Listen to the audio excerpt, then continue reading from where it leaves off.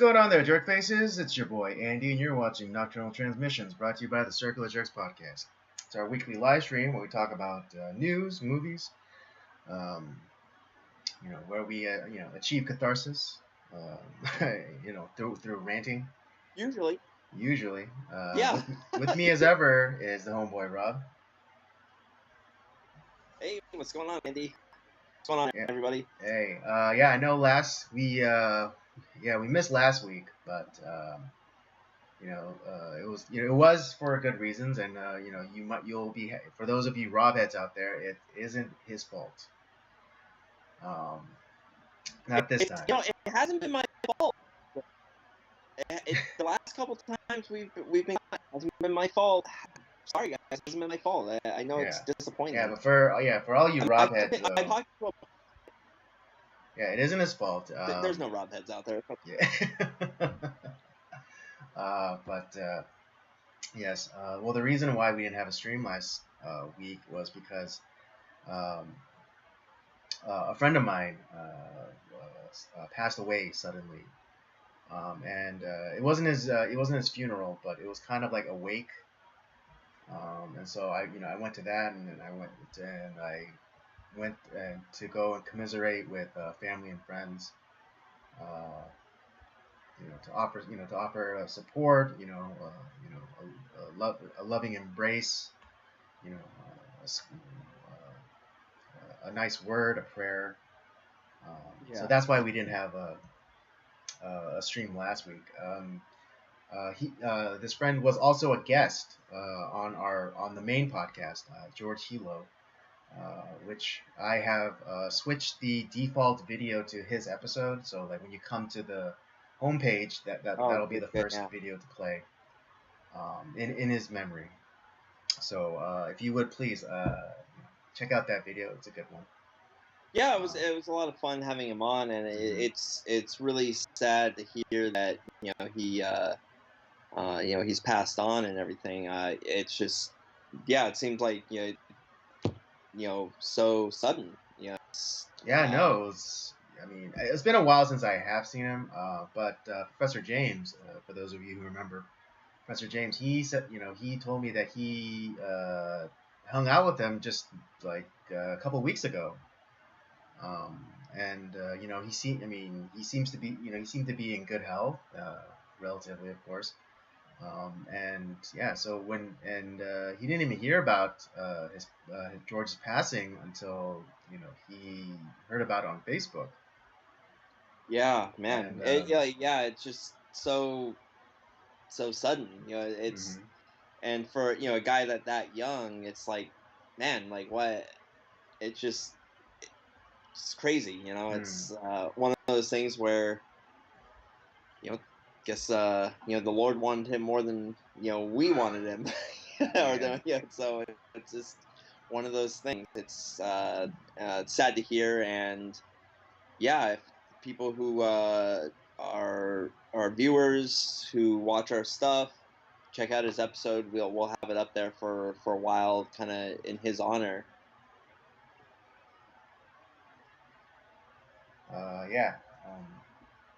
So thoughts and prayers, especially to his brother and sister and his parents.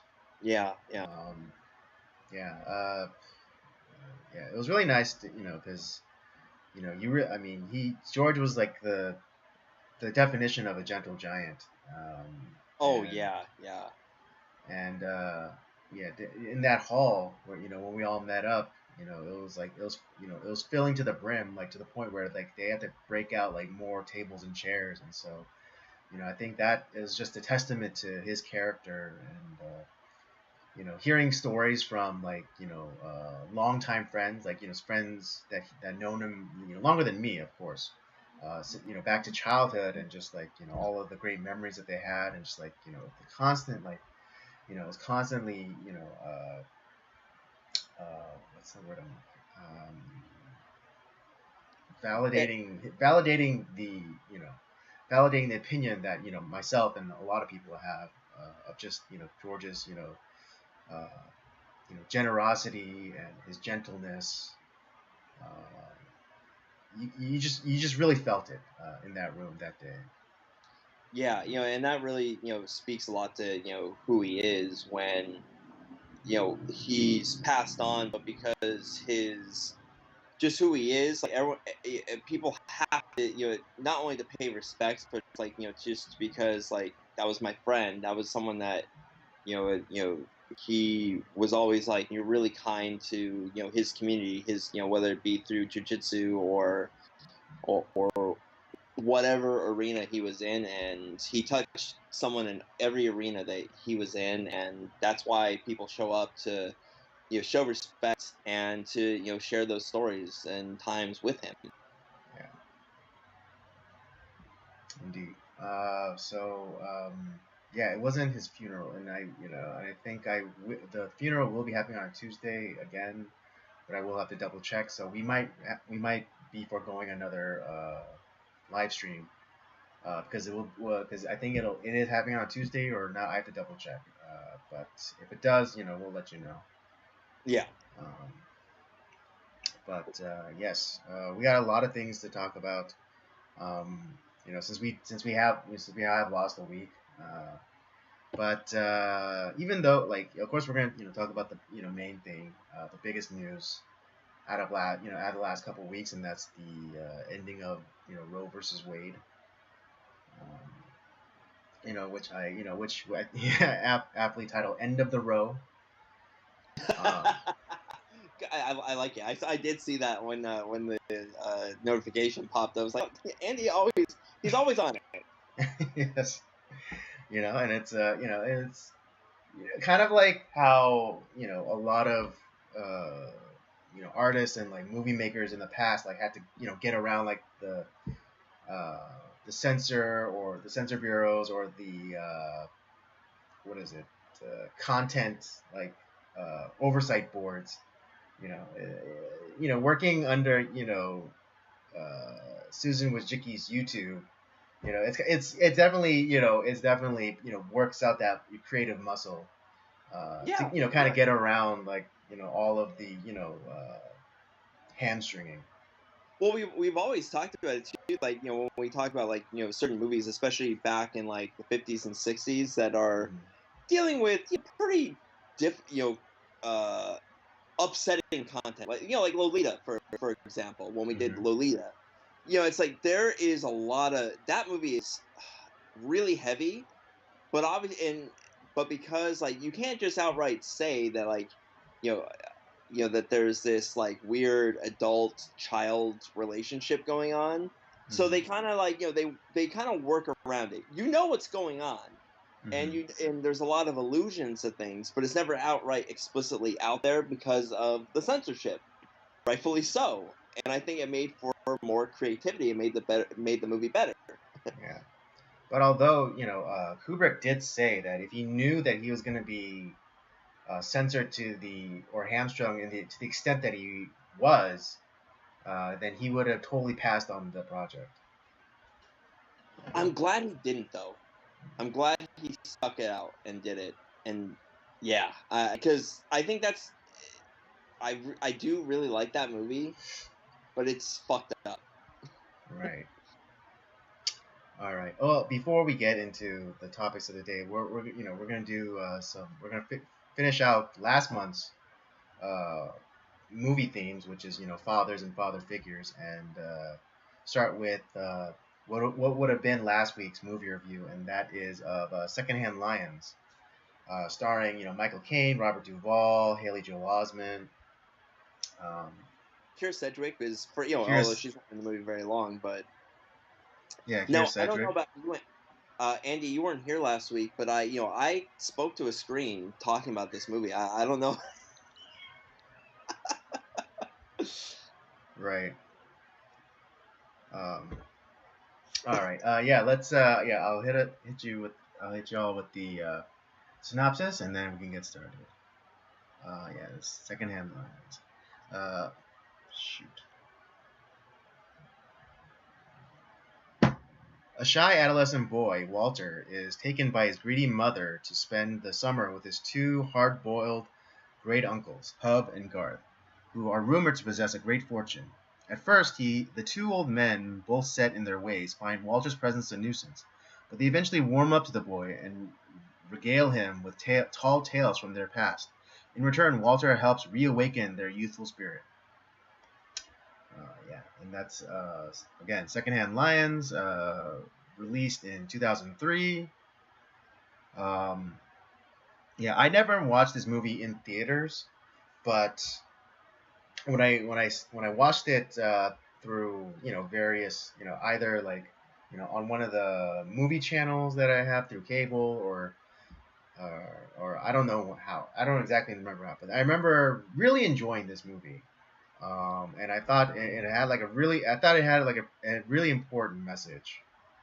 Um, and Yeah, yeah, it did. I thought it was like and I thought it would be perfect for last month's theme, which was fathers and father figures, because even though Walter, the character played by Haley Joel Osment, he doesn't have a father, or the father's not in this in the picture, but you have these two older men who take on the role of fathers for him, and they give him exactly what he needed. They needed every boy needs a father. Every boy needs an example of what of what a man is or should be. Yeah, and it's funny 'cause when you brought this up, I was like, I've never even heard of this movie at all. Mm-hmm. You guys, so I was like, but I trust your movie decision. So I was like, okay, let's do it. Never, how can a movie with Michael Caine, Robert Duvall, and Haley Joel Osment be bad? It can't be. Like I figured it's and I know how much you hate schlock, so it's not going to be a bad movie. I know that. Right. Yes, I'm not. Yeah, I'm not as cruel as you, Rob. Yeah. But yeah, no, I watched this for the very first time a few weeks ago, and I was just blown away. It's one of those just feel good, heartwarming movies. And I wanted to find I was trying to find any information background how this movie came together, any potential alternate casting that was going on. Couldn't find anything. Nothing of any consequence. I really like this movie, and it starts off with Haley Joel Osment. What's his character's name again? Yeah, Walter.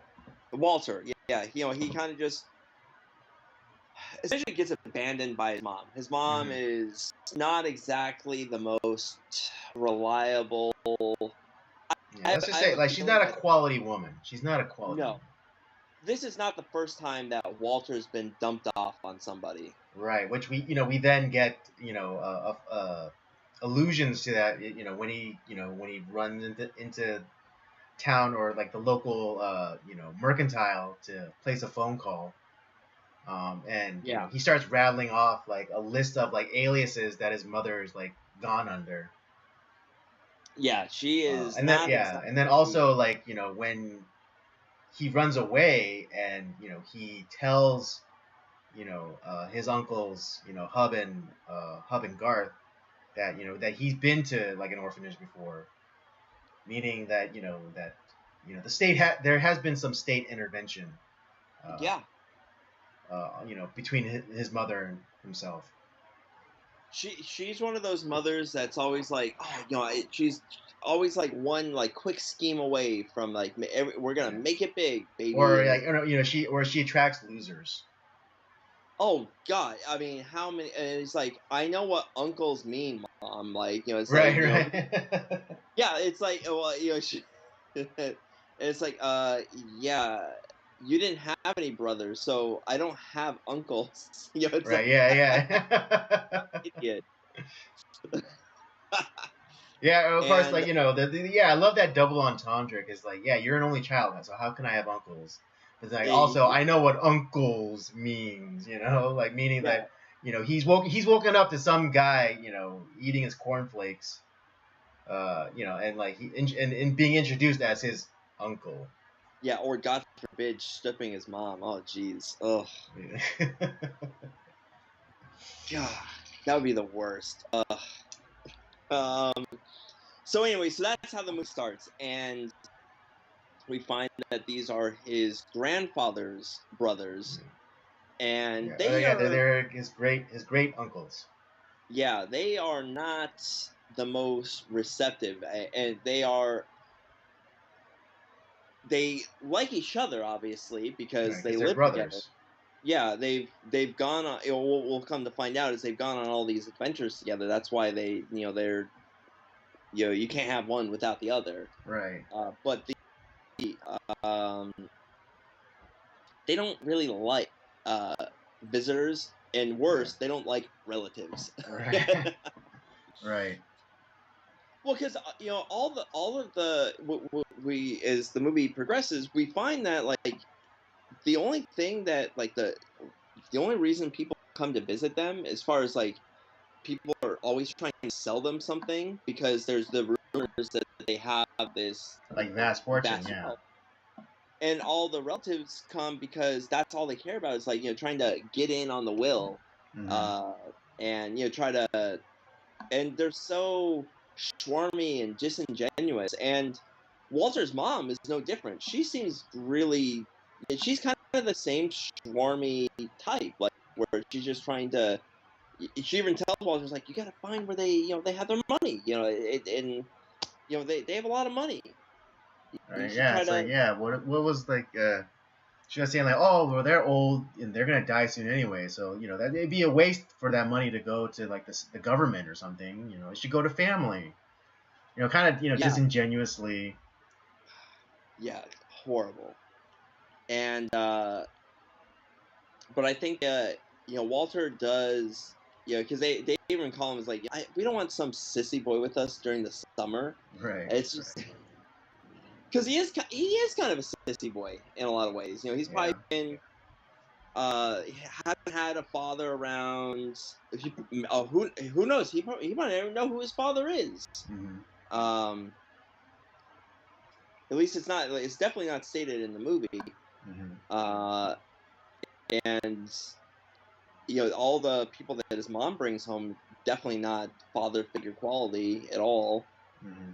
So he doesn't know how to be a boy or a man, really. Hmm. And living in this kind of like rough, tough, like farmhouse, doesn't really, he doesn't know what to do, and it takes him a while to get adjusted. But as we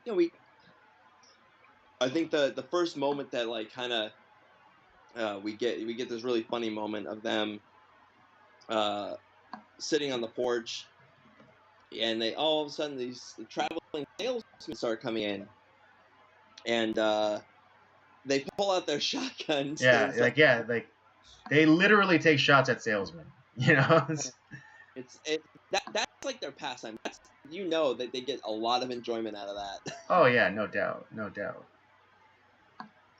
uh, what is okay? I here's this probably means nothing to the story. Like this is the time frame of like Uh, when this movie actually takes place, and like what we get at like kind of at the end of the movie. This looks like this is maybe the 1960s at the latest. yeah, I would say late '60s. But then when we get to the end of the movie, it feels like it's a modern movie. Like it's modern, like 2003 modern. Hmm.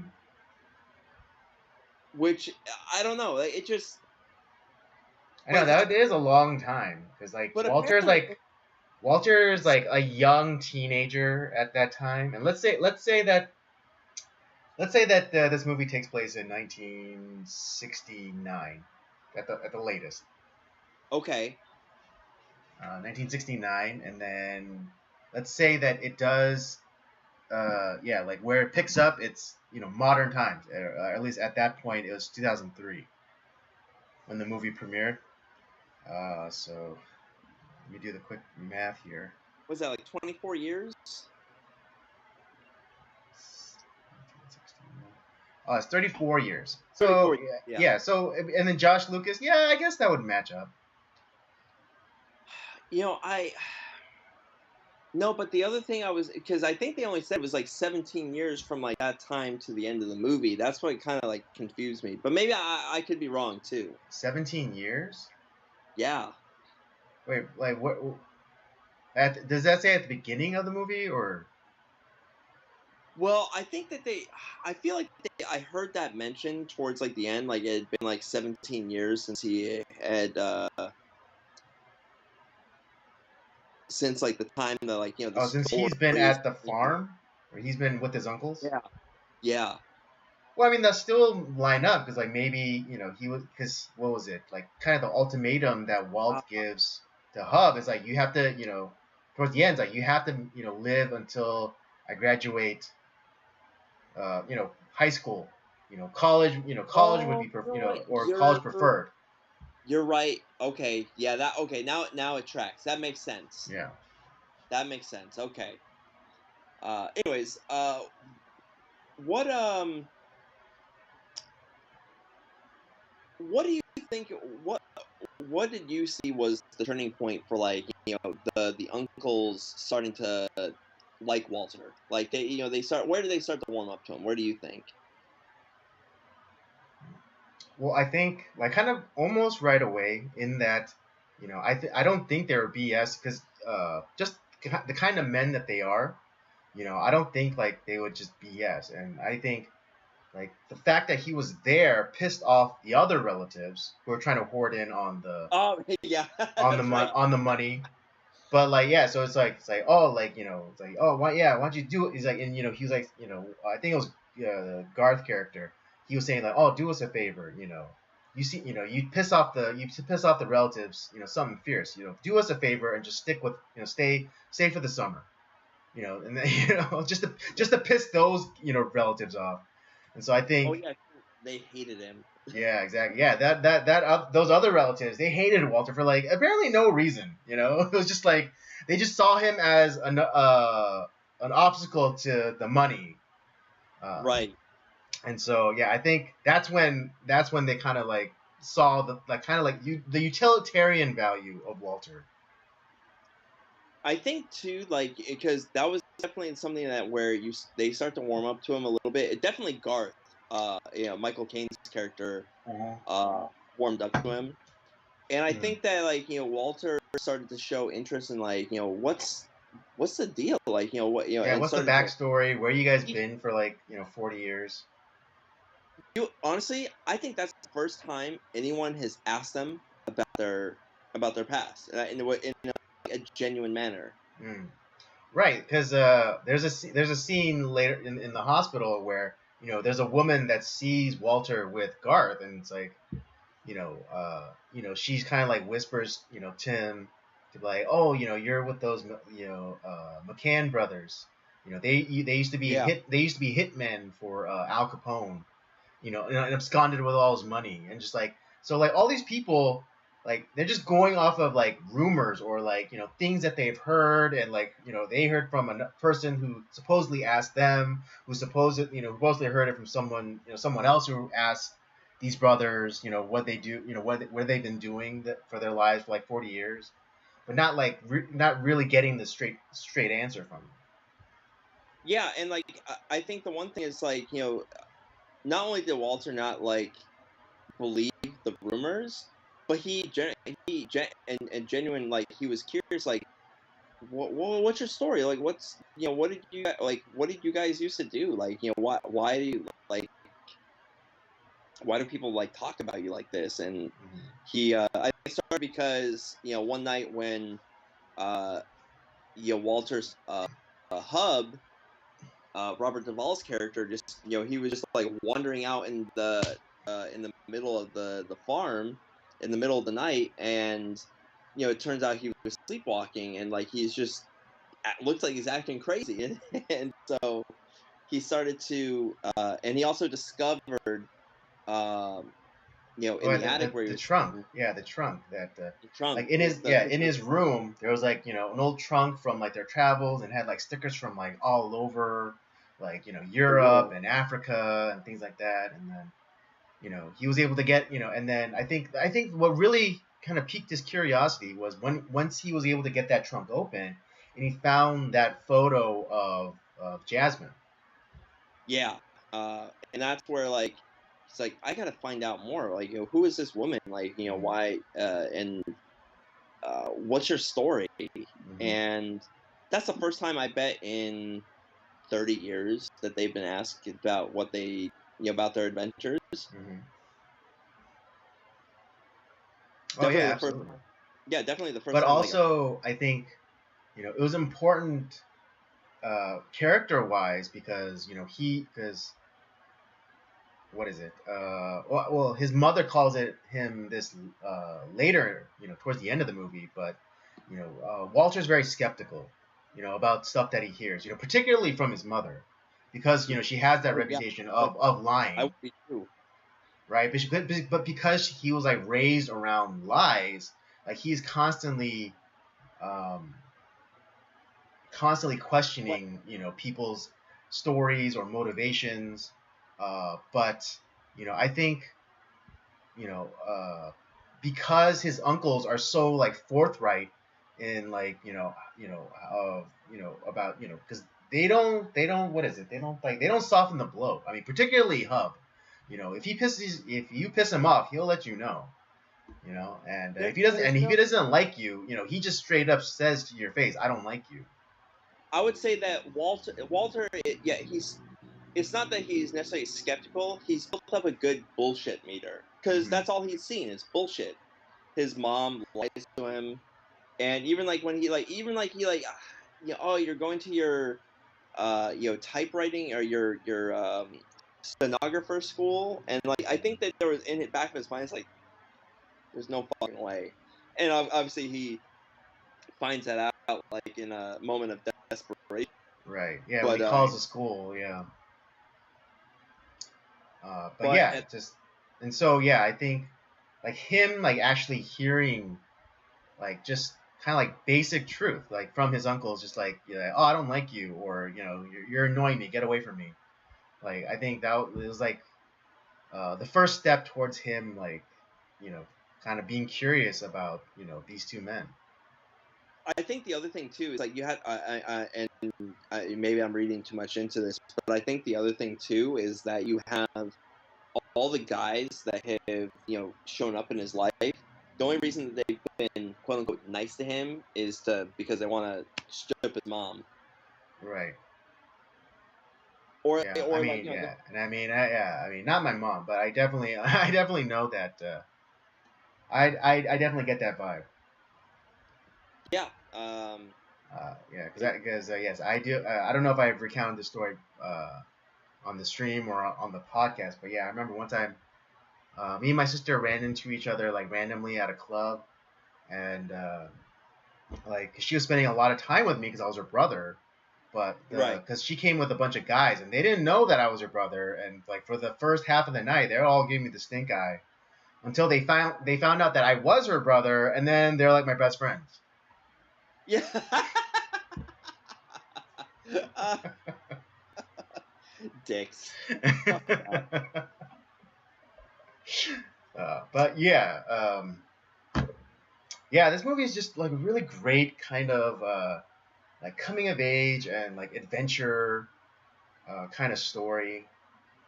Well, You know, and it's almost like it's because it's half of like what's going on at that time as Walter is spending that summer with them, mhm, but it's also like we are learning about the uncles too. mhm. And it almost seems like Hub seems like he's freaking Indiana Jones. Yeah, it's just like where he's just like, and you think it's like there's no way. This is just legend. There's no way that this Yeah, yeah. story. This is like this is like exaggerated. Like he didn't like fight. He didn't fight in like World War One, or he didn't like go and like stop like slave trade in like the in North Africa or anything like that. But I think what's important is that picture though. I think that even though like Walt has built up a really healthy like skepticism or like bullshit meter, like that picture there's something about that picture that that harkens true to what these men are telling him. Yeah, and you're almost thinking it's like, is this gonna be like Sunset, like where they're just like winking at us the entire Right? time, Yeah. like It's like, yeah, that's exactly how it happened. Give or take a liar. take a liar too. But no, I think what's important is because I think the forthrightness of Garth and Hub is super important. Yeah, and I mean, come to find out, the stories were true because we when the uncles pass, Mm-hmm. the grandson of the sheik that was like Hub's like arch nemesis Right. showed up and like paid respects. Mm-hmm. Mm-hmm. It's like, wow.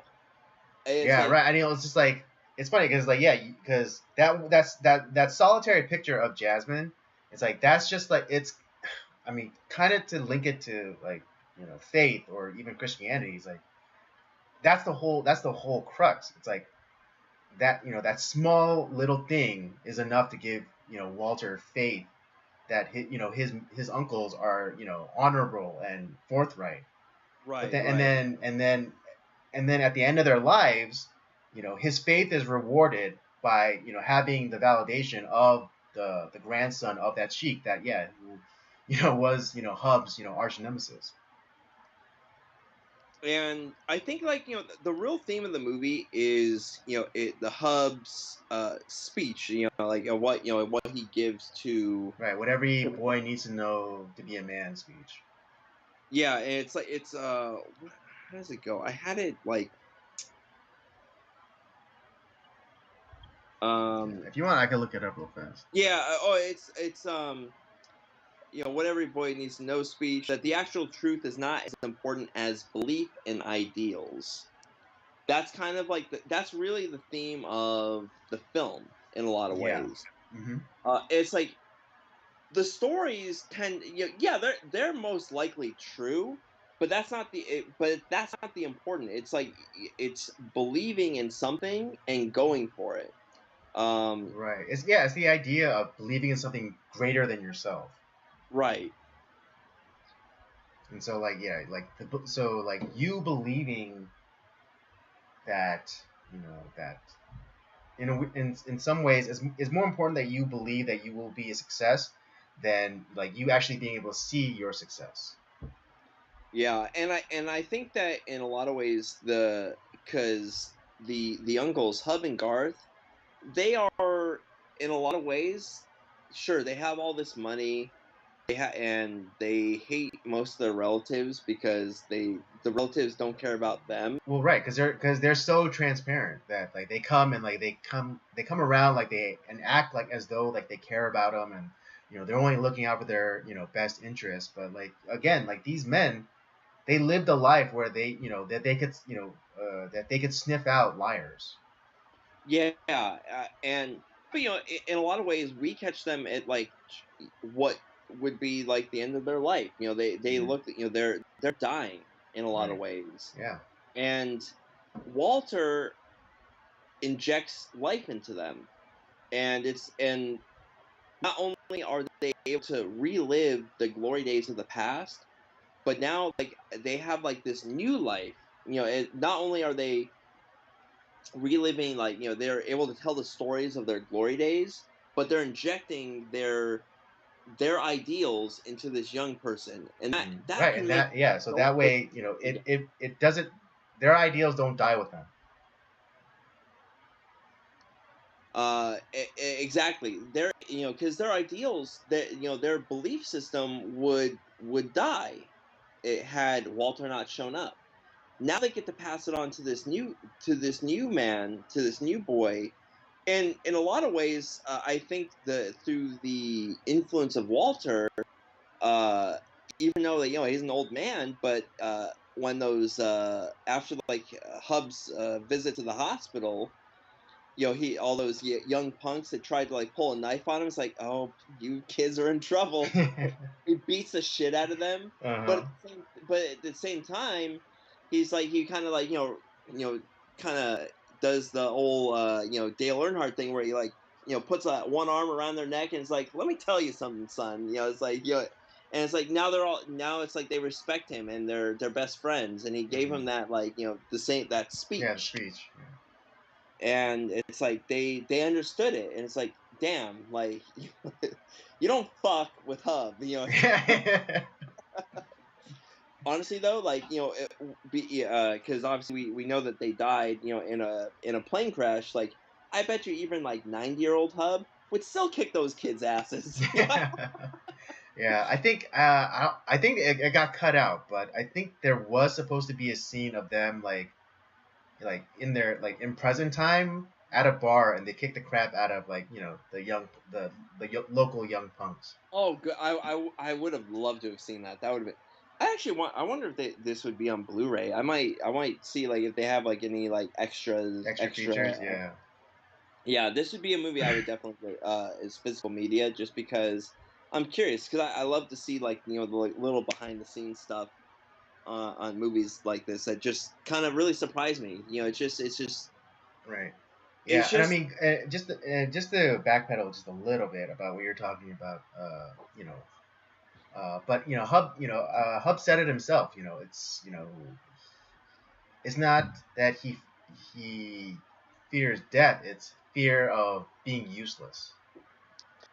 You know, that's exactly it. Well, and in a lot of Walter brings that desperate need to feel useful again for him, because like now like he's responsible for this kid, and making sure that he grows up right, to become the man that that not that not that Hub wants him to be, but I think Hub sees in himself that Walter has it to be. yeah, because It's they were useless in a yeah, way.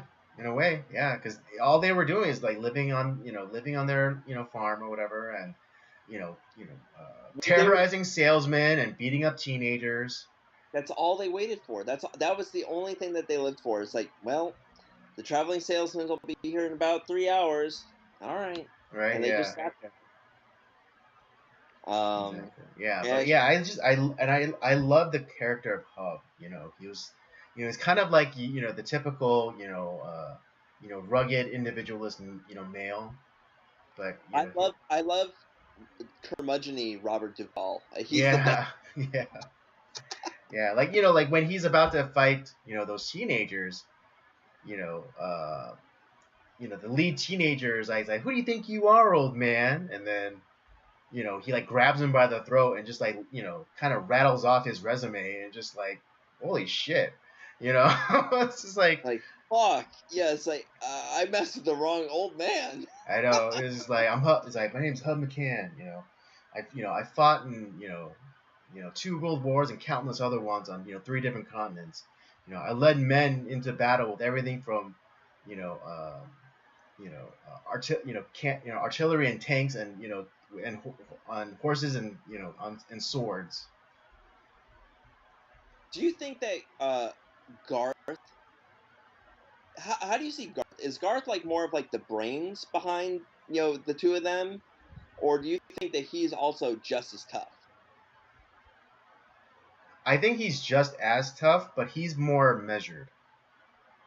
He's not like a raw nerve where it's like you Yeah. don't want to like he might get mad, but he's not gonna like get out of you Hmm. mad. Yeah, yeah, exactly. Yeah, I don't know. Like, not to take away from Garth at all. Like, he's capable, but he's just not as raw as Hub. Yeah, I just the two uncles are great. Learning the story, the their those two brothers' stories was like I could have I could have seen a whole movie just based off of their adventures together. I think Hmm. that would have been a great like movie series, like the Right? young Yeah, Garth. like young Hub and Garth. Yeah, that would have been a whole lot of fun.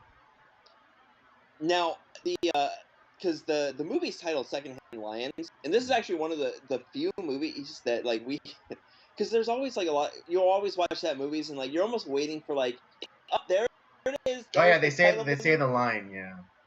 Yeah, not this movie though.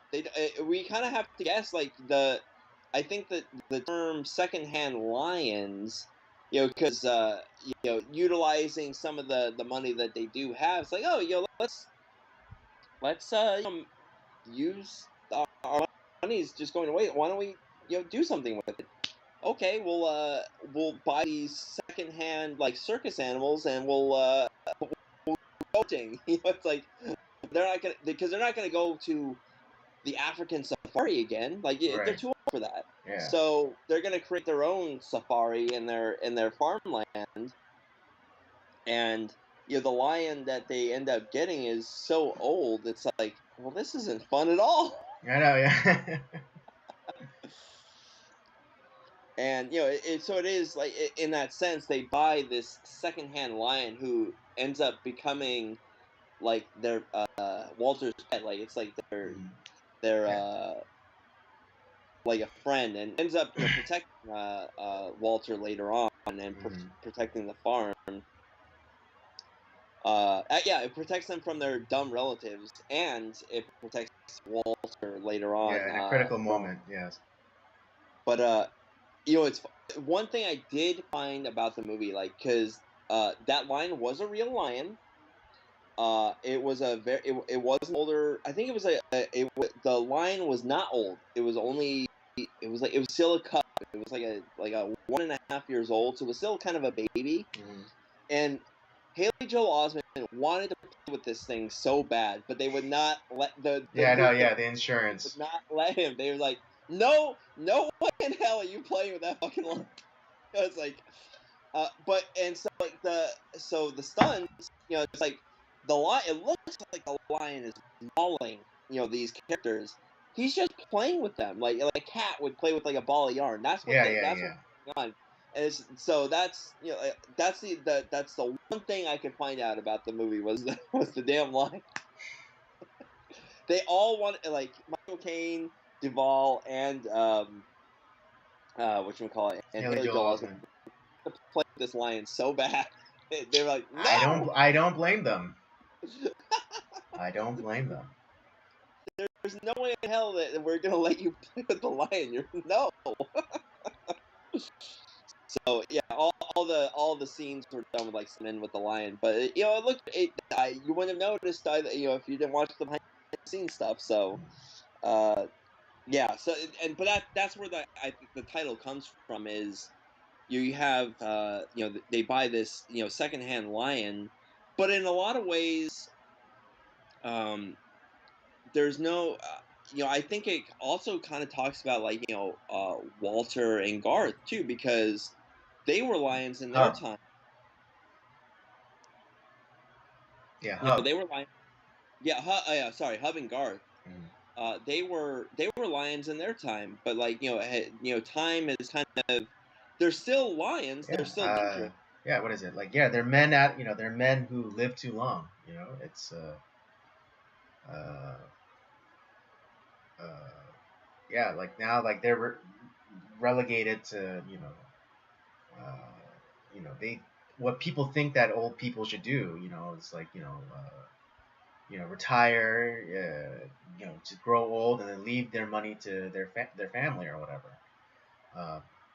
So yeah, like, and that's and it's yeah, and like in the title itself, it's just like Secondhand Lions. It's like it's not just talking about that one lion in the movie. It's talking about Garth and Hub. Right. I could almost see, like, if this movie was like, I hope it never gets remade, but if it was going to get remade, Clint Eastwood would be in this movie. I know. Clint Eastwood will never die. Hub. He would have to be Hub. Yeah, he would have to be. And like, shoot, he's in his 90s. Yeah. Now, I mean, but like, I wouldn't be surprised if like their first choice for Hub was Clint Eastwood at that time. Oh, it was. Yeah. It has to have been. Mm-hmm. I was trying to, like, that would probably be about the time he was doing $1 Million Baby, though. Like, there's no way they would have gotten him Right. at Yeah. that. Yeah. Yeah. That was his own thing. So. But if he had nothing going on, Mhm. I'm sure he would do it. Oh, easily, easily. Yeah, he does stuff like that. I mean, he did that, like, there was like this one movie he did back in like the 70s or 80s. That's kind of like, he did that movie. What? Yeah, it's like him and like I think it's like a gorilla or something like that he like not Mighty Joe Young, but there's like a gorilla movie that he did that I was like, what why? I don't know. He's Clint Eastwood, uh, man. He can do whatever he wants. Dude, Clint Eastwood, we need to do a Clint Eastwood month at some point. Of course. He's done so much. I know, seriously. Yeah, it's like, yeah, and it's like he's like, in a weird. I mean, he's genre breaking because he's done it all. He's done comedy. He's done drama. He's done action. He's done thrillers. I mean, we did his directorial debut, Play Missy for Me. Oh yeah, Ooh, yeah, that was he great. directed. That was a fucking great movie. He's done it all. I did watch his most recent film, Cry Macho. Mm-hmm. Pretty good. Pretty Okay. good. Yeah, I'll have to check it out. But yeah, no, I like this. The movie's fun. Haley Joel Osment was still like, this is like right around the time that he was also uh he wasn't doing as many movies at the time. He got into doing more voice acting stuff because he was I know you're not a gamer, but like he's the voice of Sora from Kingdom Hearts series, and That I was aware of. Yes. yeah, this is right when that was starting, Right. and I was like, oh yeah, it's like, because it's like a early like preteen, early teens Haley Yeah, Joel cause, Osment. because he was aging out of doing all like the cute kid stuff, and he's becoming like this awkward teenager, and I I God bless him, but like he only wishes that he grew up to look like Josh Lucas. Yeah, the thing is, like, I think Haley Joel Osment definitely, I think he has the acting chops, because when all his kid roles, like, even like when it came, like when he was doing like The Sixth Sense, the reason why M. Night Shyamalan chose him is not only because, like, he was good for the role, but like when he was asking, it's like, oh, how many times did you read your part? Because like it seemed so natural. It's like, oh, I read it 3 times. Like, oh, your part? No, I read the script 3 times. Oh, so you're prepared. Like, like he was ready to go right from the get go. Mm-hmm. Um, and that was really his big break. He did AI, which I need to revisit that. I have not seen that movie probably since 2001. Mm-hmm. But he definitely, I think he does have the acting chops, but I think it was like he's done like a lot more voice work. I think he does a lot more of like kind of more behind the scenes stuff, like whether it be producing or something along those lines. He's still involved, Right. but just not necessarily like in a a acting role per se. Yeah. Yeah, and I mean, Not to take away from voice acting, because that does take some skill. right. And I mean, yeah, it's like kind of unfortunate of unfortunates because like again, I said like Haley Joel Osment only wishes that he grew up looking to end up looking like Josh Lucas. Because yeah, Dude, he's a kind of weird looking guy. If I'm to be honest, he's got again, nothing. Yeah, he's not like your classically like handsome leading man type. Um, and again, nothing to take away from like his acting ability. I mean, he proved himself like when he was a little kid. I mean, done oh, deal. dude, he Mad made mad respects to you, Haley Joel Osment. Okay. outside of maybe Natalie Wood, I think he's the best child actor. That there could be an argument. Because Natalie Wood, we did her debut like with Miracle on 34th Street. Mm-hmm. I think that's one of the best, like, debuts for a child actor. like hands down. And obviously, she ended up becoming like a huge actress, throughout her career. But man, that like when she was like 8 years old, like it's like you already knew that damn, she's gonna be a star, or it's just amazes me. Yeah. All right. Yeah. We still, we still have a lot of things. Since we still have That a movie I don't review to have do anything and else to another say movie about. review to do and Yeah, topics. Let's wrap things up here. I don't have anything else to say about Secondhand Lions. It's a movie that I think everyone needs to watch. It's just a good, feel good, uh, good movie. I really like it. I'm glad you introduced it to me, and yeah, I'll definitely watch it again. It's on my list to watch again. All right. All right. Let's round out, fathers and father figure month. And let's give our rating. I guess I'll start since it was my movie. Um, yeah, I don't care. I'm biased. I'm giving it a 5. Man, I can't argue. I have like no flaw. I can't find a flaw in the movie. It delivered on what it was trying to do, Mm-hmm. and it's fun. These are these are like the top like tier A-list actors. You got Rob Duvall, you got Michael Caine, and Haley Joel Osment. He was a little bit more on the downswing, but like those three together, the chemistry was off the charts. Absolutely, yeah. Absolutely. I mean, think about it. If they try to make a movie like this today, like it would have to be, it'd have to be something like that would empower like girls or something, Oh, or at worst like it'd be like some like gay allegory or trans allegory about oh, they would try to make like the uncles. They're actually like, yeah, well, they're actually we call them uncles, but they're actually like gay lovers, Yeah, yeah, and yeah. it's some like some biracial young girl or something along those lines. And Hmm. there's nothing necessarily wrong with that, I guess, but it's just like it's not the same thing. It's this is a good feel good movie that is strengthening boys to become good men. Yeah, not just men, but like good men, like upstanding like citizens. Exactly. Yeah.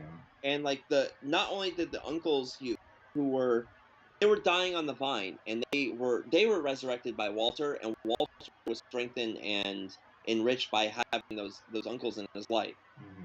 That's that's what's important about this Yeah. movie. Yeah, they both thrive. Like, cause what was it like? Hub's big fear was being useless, and so like kind of like Hub and Garth are kind of like the posts, and Walter's the vine. If you don't have a vine, the post is useless. If you don't have a post, the vine can't grow. Exactly. So, all right, there you have it. That's our review of Secondhand Lions. Both Rob and I give this movie a 5. Definitely worth a watch, especially if you have like a young son, or you have a nephew, and you kind of want to spark the idea of like adventure and kind of like good wholesome values like chivalry and honesty and forthrightness. Then this is the movie to show that boy. Definitely. I 100% agree. Awesome movie. Watch it. All right. Well, one movie, one review down, one to go. But before we get to that, we do have some topics to get to, and we'll just tackle the biggest one right now, and that is the ending of Roe versus Wade. Good. Hallelujah. Fine. Now, Um, like as we've talked about, this is not like the time to be like, yeah, woo, we did it, and then like we do nothing after this. Like this is right. just a No. Yeah. start. Yeah. We gotta keep. I mean, except for the Remain in Mexico ruling that the Supreme Court laid down. Oh, Um, God. but yeah, I know. But the Roe versus Wade, and then the what is it, the the Second Amendment ruling that they made, about New York's gun restrictions, saying like, oh, you have to show like uh, you have to have a good enough reason to be issued a carry permit or whatever. Yeah, ridiculous. That was struck down. Good. And there was one more, and I think. Yeah, I because I've been trying to keep up on that, and it's just And there I think because it was the eviction stuff with the CDC. oh yeah. So I mean, 3 out of 4.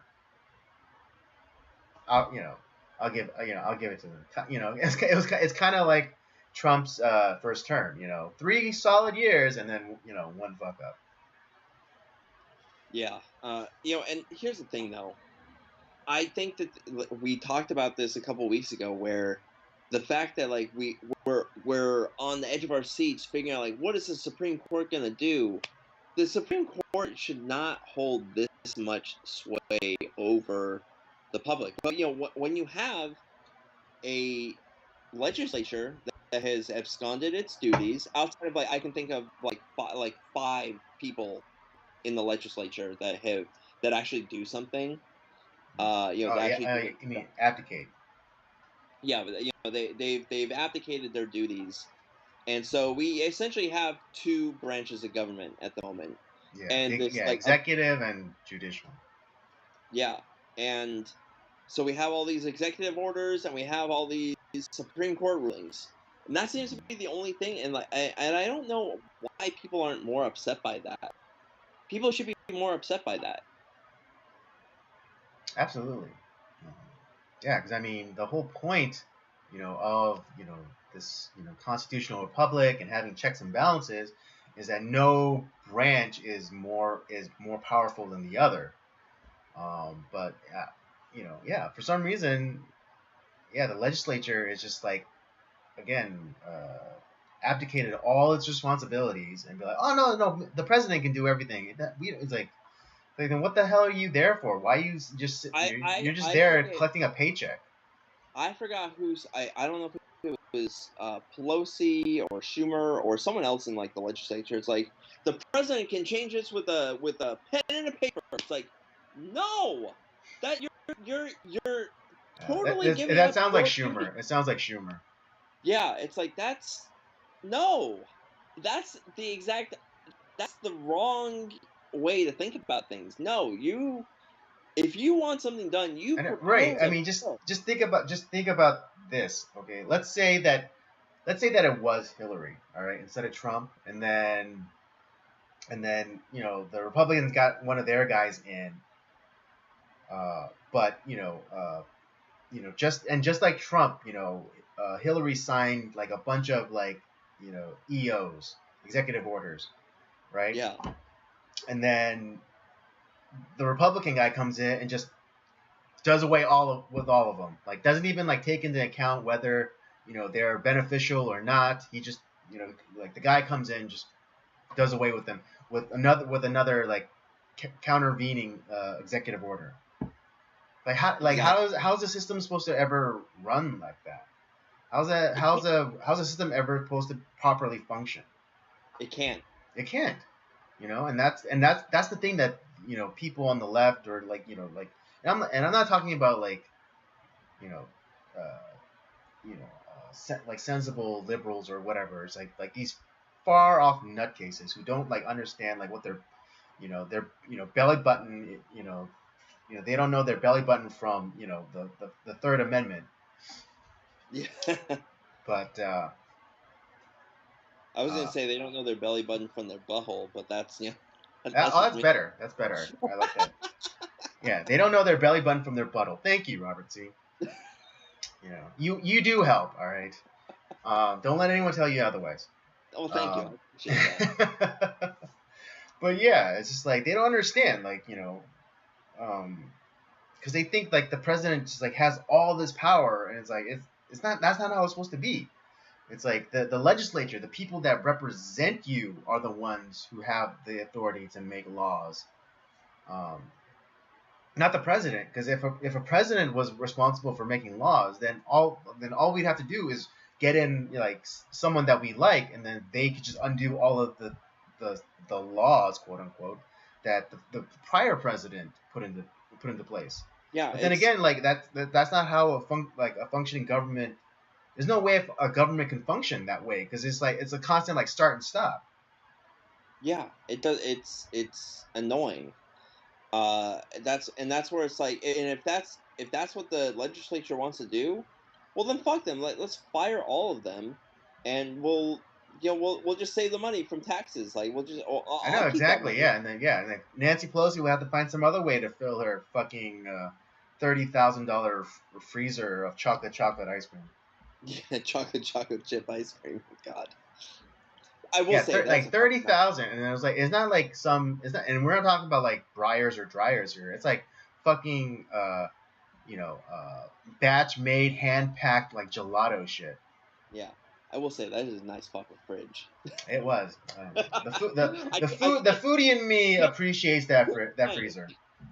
You know, that like yeah. I could probably fit like 2 sides of beef in there. God damn, that was a fucking nice fridge. I just had to say. Granted, but she's still a bitch. Oh God, she's terrible. That Skeletor, but she at least has a nice fridge. Right. She definitely got what we the taxpayers bought for her. Mm-hmm. Absolutely. But no, But but still, this is a good thing because uh the fact that like the actual ruling itself was no good. It was made under false pretenses.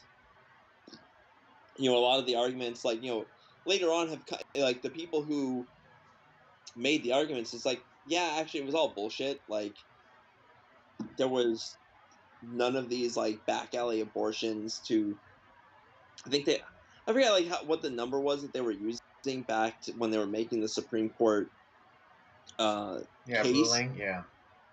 It was not just a fraction. It was a like let's say like they were saying it was like oh there's 500. It was more like 0.5. Were like Right. back Yeah. I was alley. like on the chart, it would have been like a hair's breadth. Yeah. No, but still, it's just like Yeah, no. I'm not saying that's good, but it wasn't like this outrageous, like kind of like with the the gun death statistic, where they always cite like, oh, 30,000 people, like 30,000 people die, from gun related violence or whatever. It's like, yeah, 2/3 of that is suicide. Yeah, they don't count that. Yeah, yeah, it's like, oh, like they don't want you to know about that 2/3 of that 30,000 figure, that they always told out for to try and take away your guns. It's like, oh yeah, 30,000 people a year die. It's like, yeah, 2/3, like 20,000 of those are suicides. Another percentage of that 10,000 is what was it? What is it? Was it police involved? It's Uh, I forget, like, because there was like the suicides, then there were like then there's you have to then there's gang violence, gang oh yeah, members. gang violence. There you go. It was gang violence. And it's like, and again, that's like a thing that they don't want you to look into, because then it's like, oh well, like who are these Definitely not in gangs? Are Chicago. they mostly made up of black people? Yeah, definitely not in Chicago, Baltimore, Detroit. They don't want you to look there. Mm-hmm.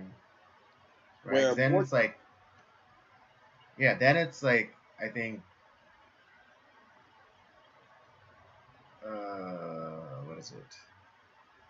Yeah, I forget what the breakdown is, but yeah, that 30,000 a year statistic that they always trot out is bullshit. well, it's like when you manipulate statistics and and the figures for your own thing instead of just like what is the actual data saying? Let's be as objective as possible, and then let's find out where the problem is. And then, oh well, the problem is, I can pinpoint these like 10 cities where this is happening. Where on a weekend, in these 10 cities, more people are being killed than everywhere else in the country in like 6 months. Mm-hmm. Yeah, it was just like that suicide statistic during the lockdowns in Leandro, California. Like Yeah. in 3 months, they had a year's worth of suicides. Yeah, 3 months. 3 months in 3 months of lockdowns, they had a year's worth of suicides. Yeah, but again, no one wants to talk about that. No one wants to talk about the effects of isolation. Particularly on those. Like how many people like OD'd or like drank themselves to death because they couldn't be around their support groups. They went all leaving Las Vegas on us. Exactly. But yeah. But another good point about the ending of Roe versus Wade, it just proved that it was never a law. You know, because after it got overturned, the Democrats immediately tried to codify, make it into a law. Actually do their jobs. But they had 50 years to make this a law, but they didn't. Exactly. That's the thing that like also is like, so you're just saying like, oh, because the Supreme Court like it like made this ruling, which it's not even like it's not like they were judging like, oh, there's this law now where it's like it's okay that you can murder your baby, and like we're gonna like say it's either yay or nay. No, it was just Right, made. which then means that the states never had to go along with it either. Exactly. That's the other thing that just blows my mind. When you really like look into it, it's like, wait a second. It's like this like phantom thing where, oh well, the Supreme Court said I could do it, so I guess we're gonna as a state we're just, oh okay, we'll just go along with it. And in reality, most for all the people that are bitching about this because that's all they're gonna do and like, oh, it's so terrible, blah blah blah, and like it's like, well, listen, if you live in California or New York or there's a lot of places where you're gonna be able to, if you want to murder your baby, like you're like in California and New York City. Yeah, they'll pay for it, or Yeah, we'll ultimately be paying for it, but California's going to put up the money for you. they will fund your baby murder all you Yeah, want. they'll fund your 12th abortion, let alone your first.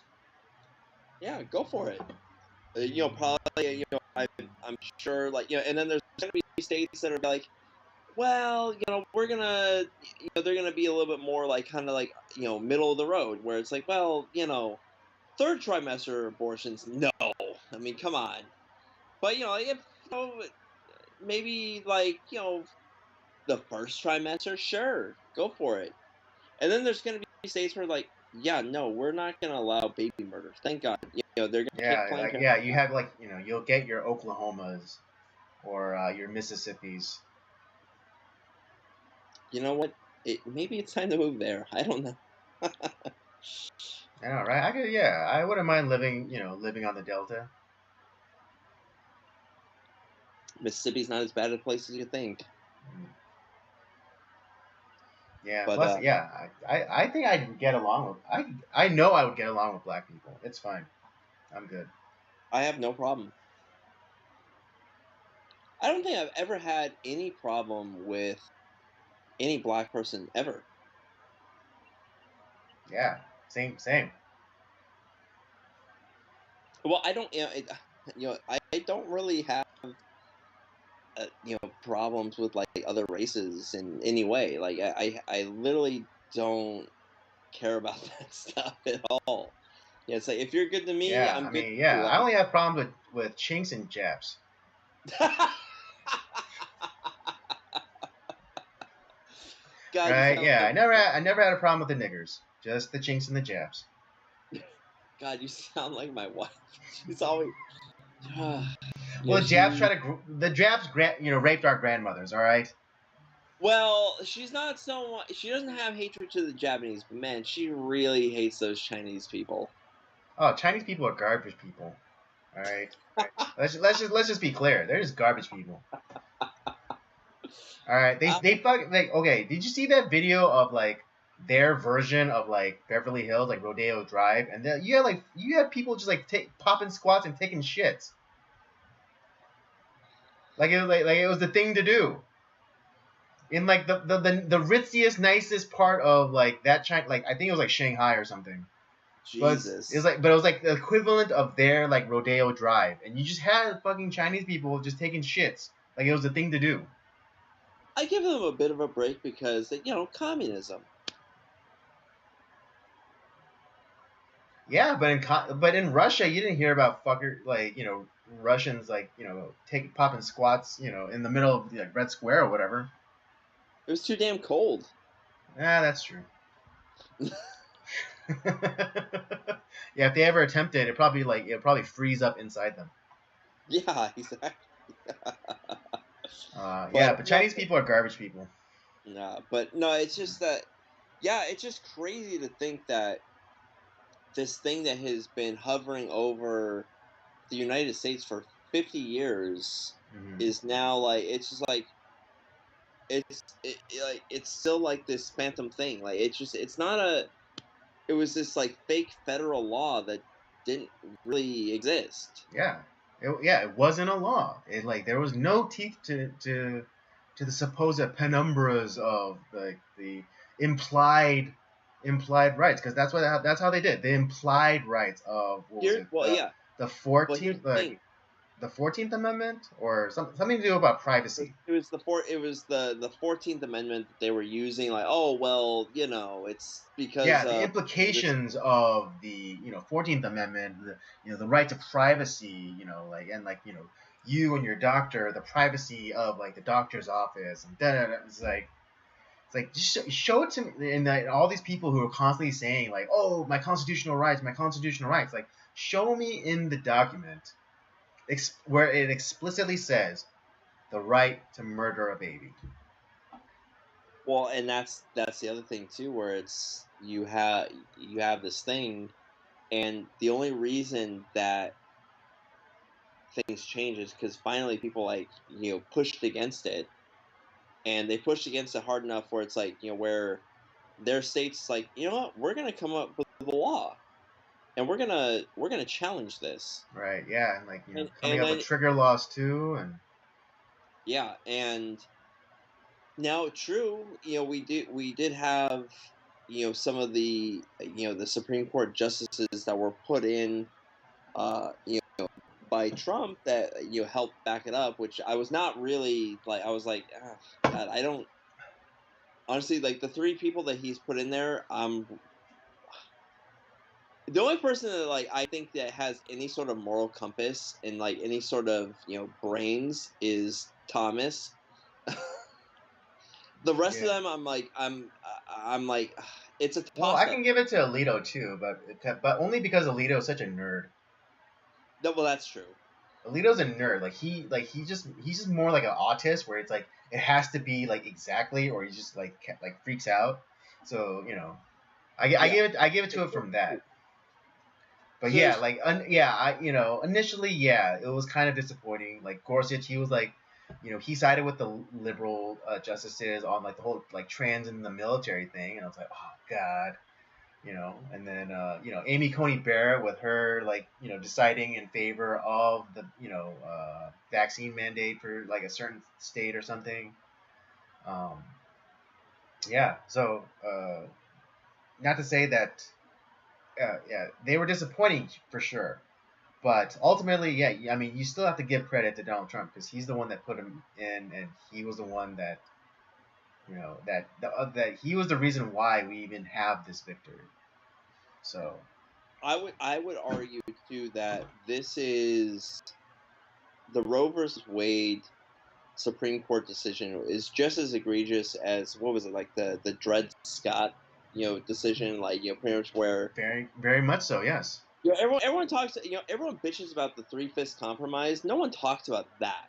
Where it's like Hmm. there was literally a Supreme Court decision about like where essentially, yeah, we don't think that black people should be have any sort of rights or citizenship or anything like that. Because they're not humans.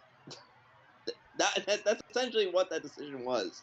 Do you Pretty think that much. should still be the law of the land? Right. Yeah. Because yeah, to refresh everyone's memory, the Dred Scott case dealt with a Southern slave owner who traveled north and took his slave with him, and it'd be kind of working out whether or not if kind of reciprocity, will the slave status travel with the slave, or once he's in the free states, that then the slave status is completely unbroken. Right. And so yeah, And the Dred Scott case was saying yeah, no, they're just property. yeah, we're gonna look on the Roe versus Wade stuff 100 years from now, like we do Dred Scott today. Oh yeah, absolutely. I guarantee it. I Yeah, guarantee yeah, it. yeah. Our kids and our grandkids, they're gonna look at this and be like, man, you guys were fucking idiots. Yeah. What kind of monsters are I know. What you? kind of monsters are you? Isn't it obvious that it's a baby? They don't. Yeah, they don't call it a fetus bump. Yeah. Jesus. It's just I guarantee it. That's what's gonna happen. But I'm excited. I'm glad that this is happening. Hmm. Millions of lives will be saved. Don't listen to if I don't know where people are, because I think a lot of people are more towards like they're not, I would say that we're on like one extreme, like we obviously we're pro life, we don't like where people, where Planned Parenthood and the abortion industry has manipulated a lot of things, and Hmm. it's not only is it a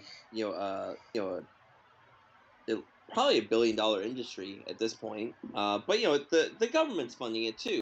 Yeah. At least it was. I don't know if that's going to be part of the ending of Roe versus Wade, where a lot of the at least federal government money going to there is going to stop. Hmm. Um, I'm sure some Yeah. states. No, but there's ways. What was it? Yeah, there was that. I don't know. What was it? Javier Baccaria, the Human Health Services Secretary, former AG of California.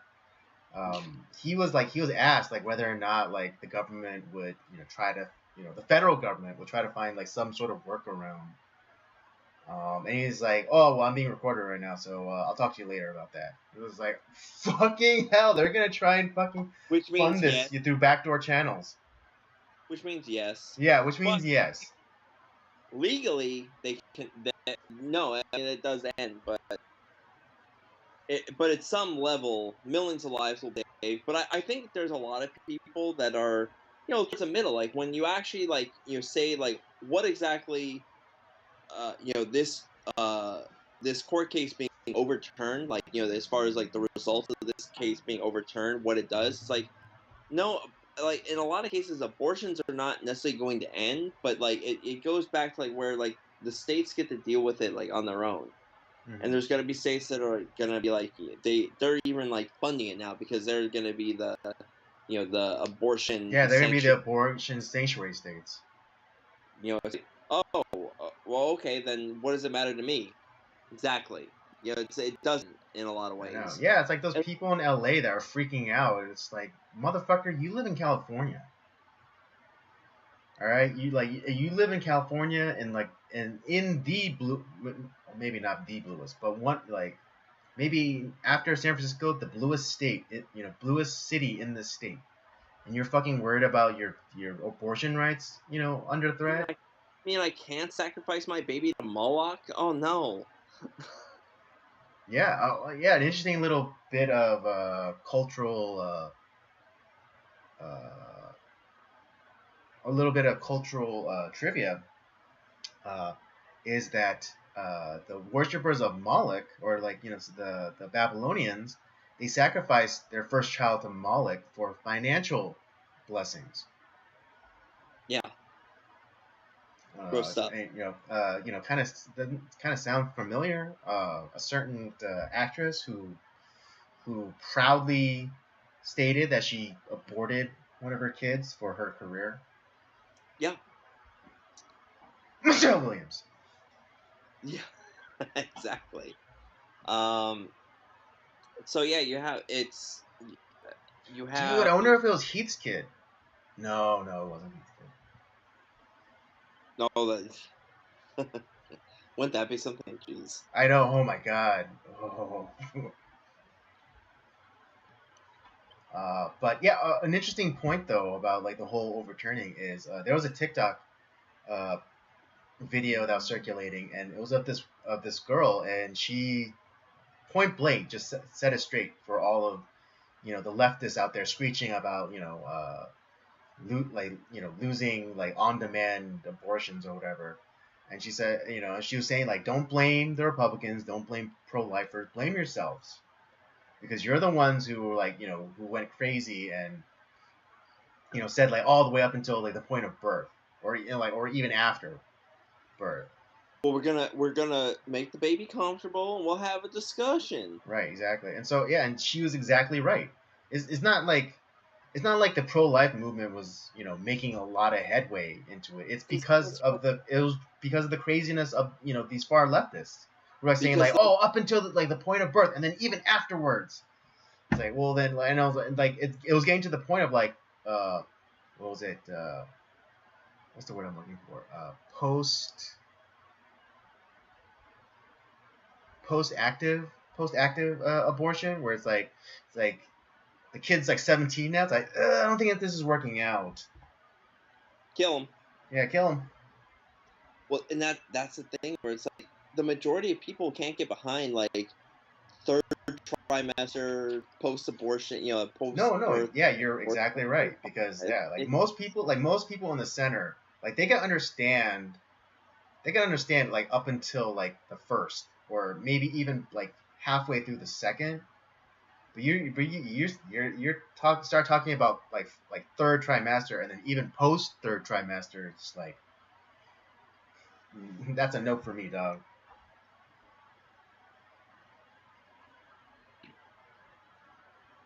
But yeah, no, it's good news to hear. Most people don't want this. That's why like this is finally like becoming a thing, and like that's where like the states were kind of like, yeah, we're not okay with this. We're gonna push back.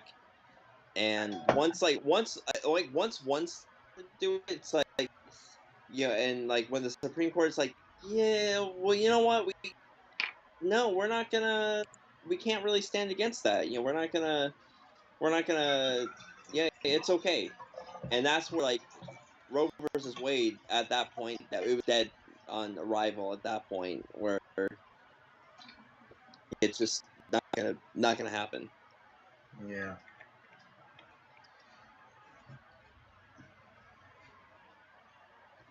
Yeah, but like you said at the top, it's like this isn't the time to take our foot off their necks. We have to clamp down even more. We got more work to do. We still have more work to do, because great, now it's kicked back down to the states, but now we have to get it so that all states agree that that this isn't like this isn't for health. This isn't health care. Abortion is not health care. It's murder, and we have to change the culture. We have to change the language. We have to change the culture. We actually have to have a legislature that does something, that actually does their job, and Oh, I just realized. Yeah, I just realized what the other win was, and that was the First Amendment ruling of that coach that would voluntarily pray with some of the players of the high school at the 50-yard line after games. Yep. Yeah, I do remember that story. Yeah. Yeah. Oh, a lot of people are bitching about that. Right. I know. It's like, oh, all of a sudden it's like, oh, separation of church and state. It's like, and again, I would say, motherfucker, point that out to me in the Constitution. Where does it say that? Yeah, it doesn't. For one, Yeah, it doesn't. like those And two, literal words, like the separation only of church and state.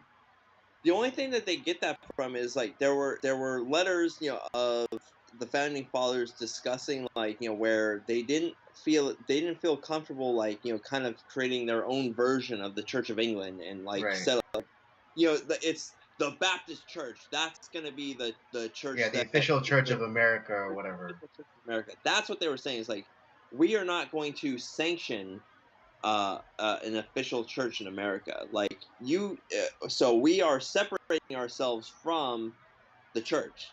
You guys, we're not going to say what is the recognized religion in America. You guys settle that for yourselves. The people. Um, Yeah, I but no, mean, so yeah, so that means like if a state decides like they're gonna have an official religion, okay. but yeah, it has.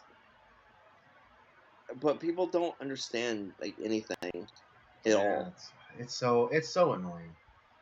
It's frustrating. That's what it's more frustrating than anything else because it's like it's like the whole thing about like, oh, like how could you be against regulations when there's like the first words of the Second Amendment has regulation in it.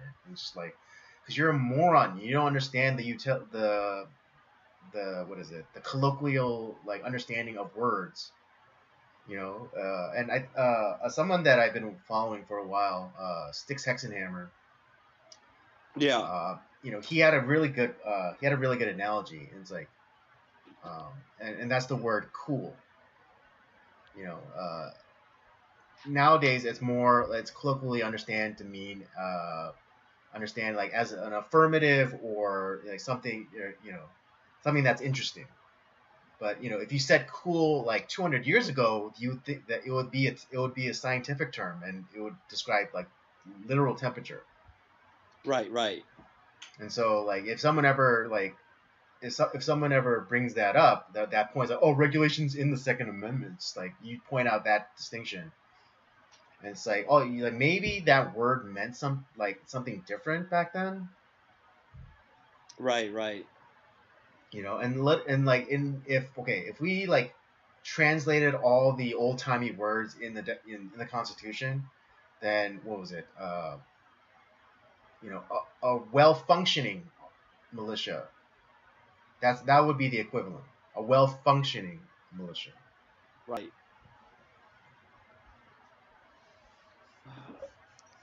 But yeah, I don't have anything else to say about that. It's just kind of like more or less, yeah. It's not a.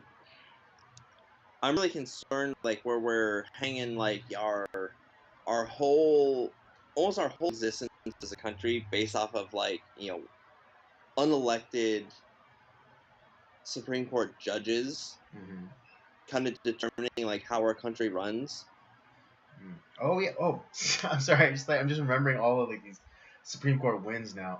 But like but they also ruled against uh, the EPA's onerous what is it, emission standards or something like that. Something like greenhouse gases. Thank God. Saying that he's like no, like they can't just impose like these standards or whatever.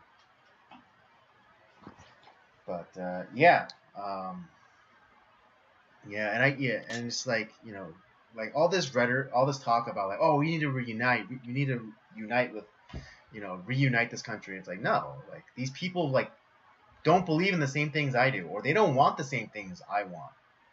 I just want to be able to get land and be left the fuck alone. They want top down total control. Yeah. Those things cannot, you know, those things cannot happen simultaneously. Nope. And so yeah, like I understand the spirit behind that kind of talk. That, oh, we just have to reunite and find common ground and blah blah blah. Right now, there's no common ground. All right, there's like me and like me and like a really far leftist person have nothing in common. Like we can. No. I would like. I do not want to unite with them, and I'm certain that they don't want to unite with me. Even though I don't even consider myself like a super far right person, I'm probably more to the center in like independent libertarian type. Yeah, I mean, you and I are probably in the same vein in that sense. Yeah, I mean, yeah. There's like,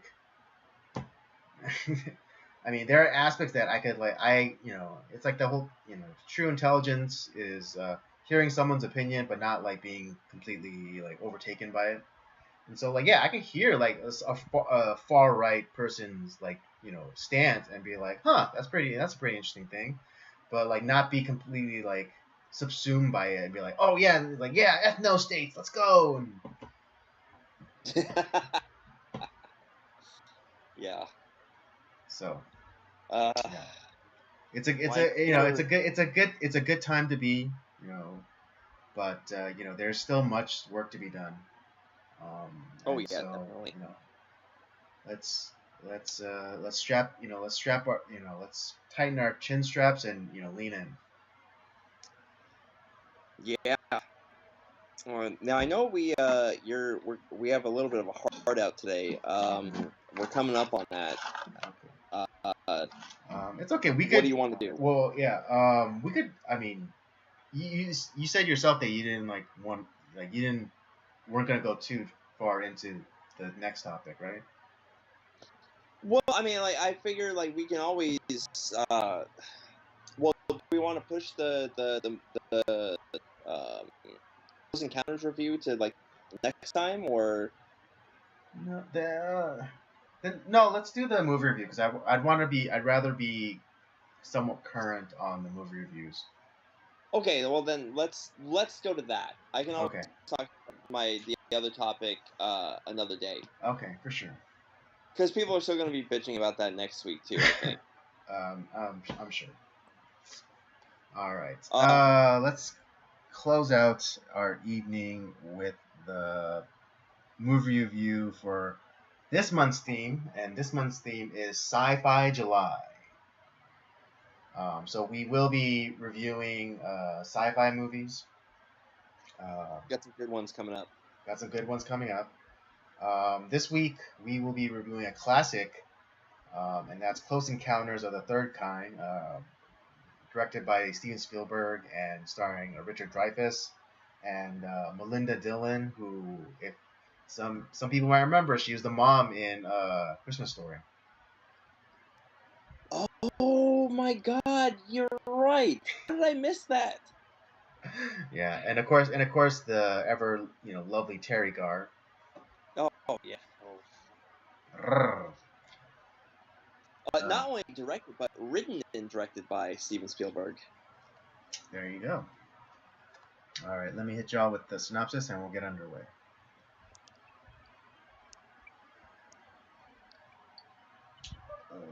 Okay.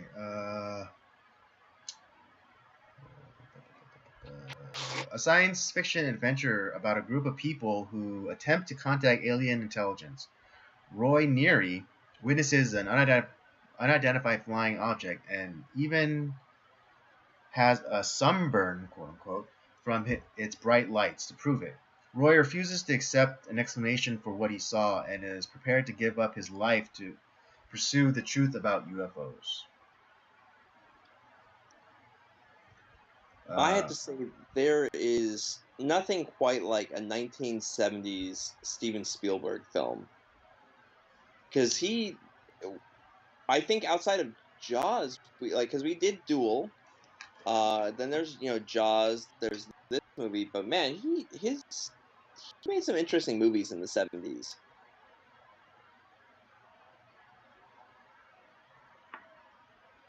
can you repeat that? Oh, I was saying that Steven Spielberg, like his run in the 70s, the movies that he made some pretty damn good movies in the 70s. Yeah, absolutely. Um, Uh, is this your first time watching this, Andy, or is this like you kind of I definitely started watching this movie, but I never got to finish it.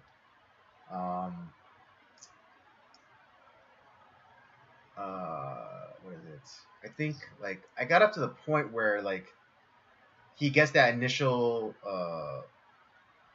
epiphany about like what mountain he had to go to. You know, like he was like tearing Right. down like the model, and then the top comes off, and it's like, and, you know, he has that epiphany. And Right. I think that's as far as I got. Like, you know, when I watched it previously, uh, but yeah, I've never been able to watch this movie like straight through. What did you think of it? Like, since you're a newcomer to Close Encounters, in a sense, what did you think? Right. I mean, yeah, I never watched it, but like I understand, like kind of like through memes, I kind of understand what this you movie's kind of about. like this is one of those films that it's kind of like The Godfather in a sense. It's like where you've maybe never Right. Yeah, seen and the movie, kind of like you know that. the movie. Yeah, the kind of the concept that we kind of coined cinematic archaeology. Like I've seen this movie without actually seeing this movie. Yeah, Um, and so, uh, you know, generally speaking, I would say like I was, you know, I was uh, entertained for sure.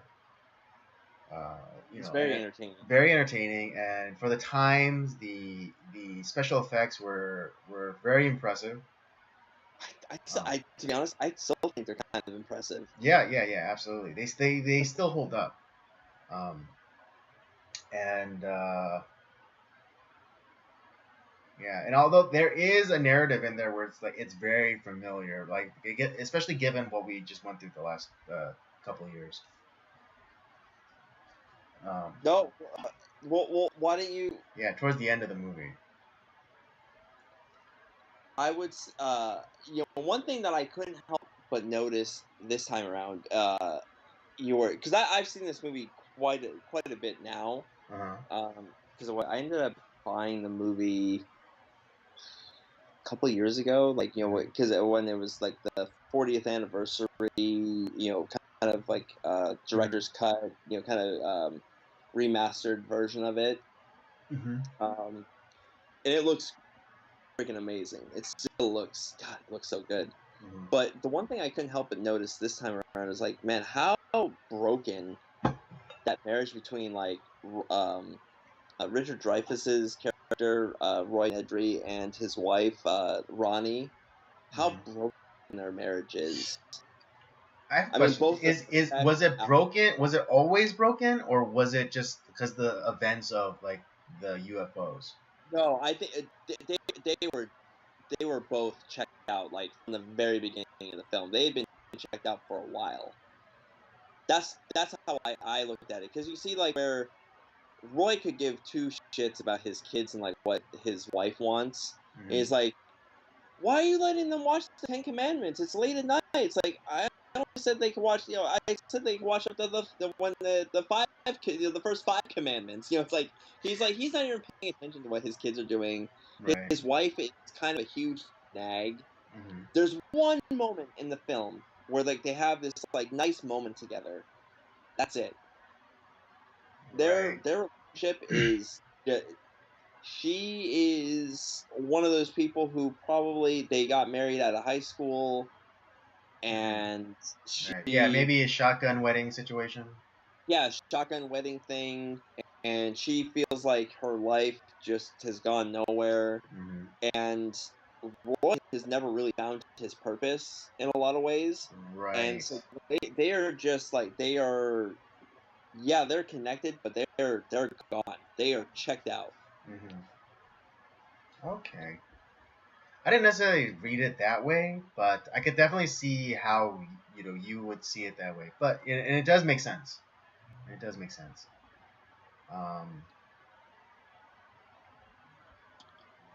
But yeah, no, it's, and there's all sorts of uh like little nods to how childlike Roy is, mhm, and there's also like I don't know if you caught this, like at the very beginning of the movie while he's playing with his trains, mhm. there's this like little statuette of Jiminy Cricket. Uh huh. Did you catch that? Yeah. So there's all this like kind of little like uh nods like Pinocchio and stuff like that. Like that Roy is just kind of like this child. He's not a real man. He's almost like a little boy in a lot of Oh, okay, ways. yeah, and like What? yeah, and then Jiminy Cricket kind of like he needs like someone to be like someone to like be his conscience and like something like us, Exactly. In a lot of ways, his conscience ends up becoming the yeah, like a little like yeah, toward like it gets overdeveloped. yeah. So there's definitely that aspect to it. Hmm. But man, this is one of those things like where we're so focused and like we're focused in like this very local level, like where it's like this Well, Roy. I think they do. I think this movie does a good job of like zooming out and then zooming in because it's like there's like the Yeah, because it does like it does the zooming out when it talks about like kind of like the countries of the world like kind of uniting and trying to figure out this uh, this mystery about like the UFOs. But then it goes and then it zooms in to Roy, and just like kind of like his crumbling marriage and like his newfound obsession with UFOs. Um,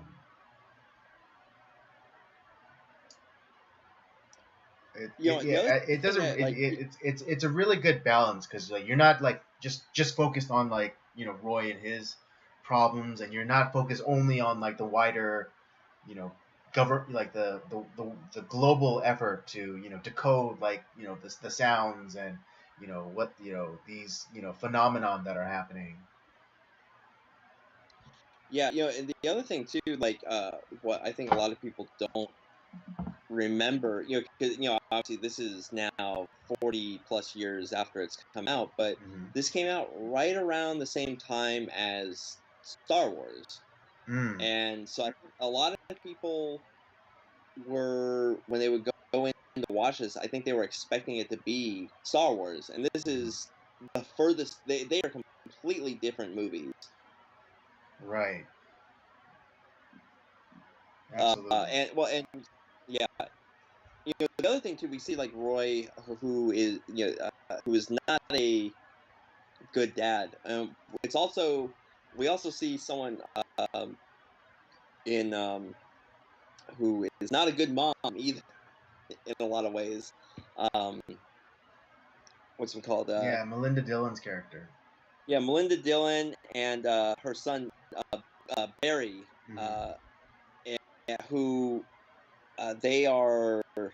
You know, Barry.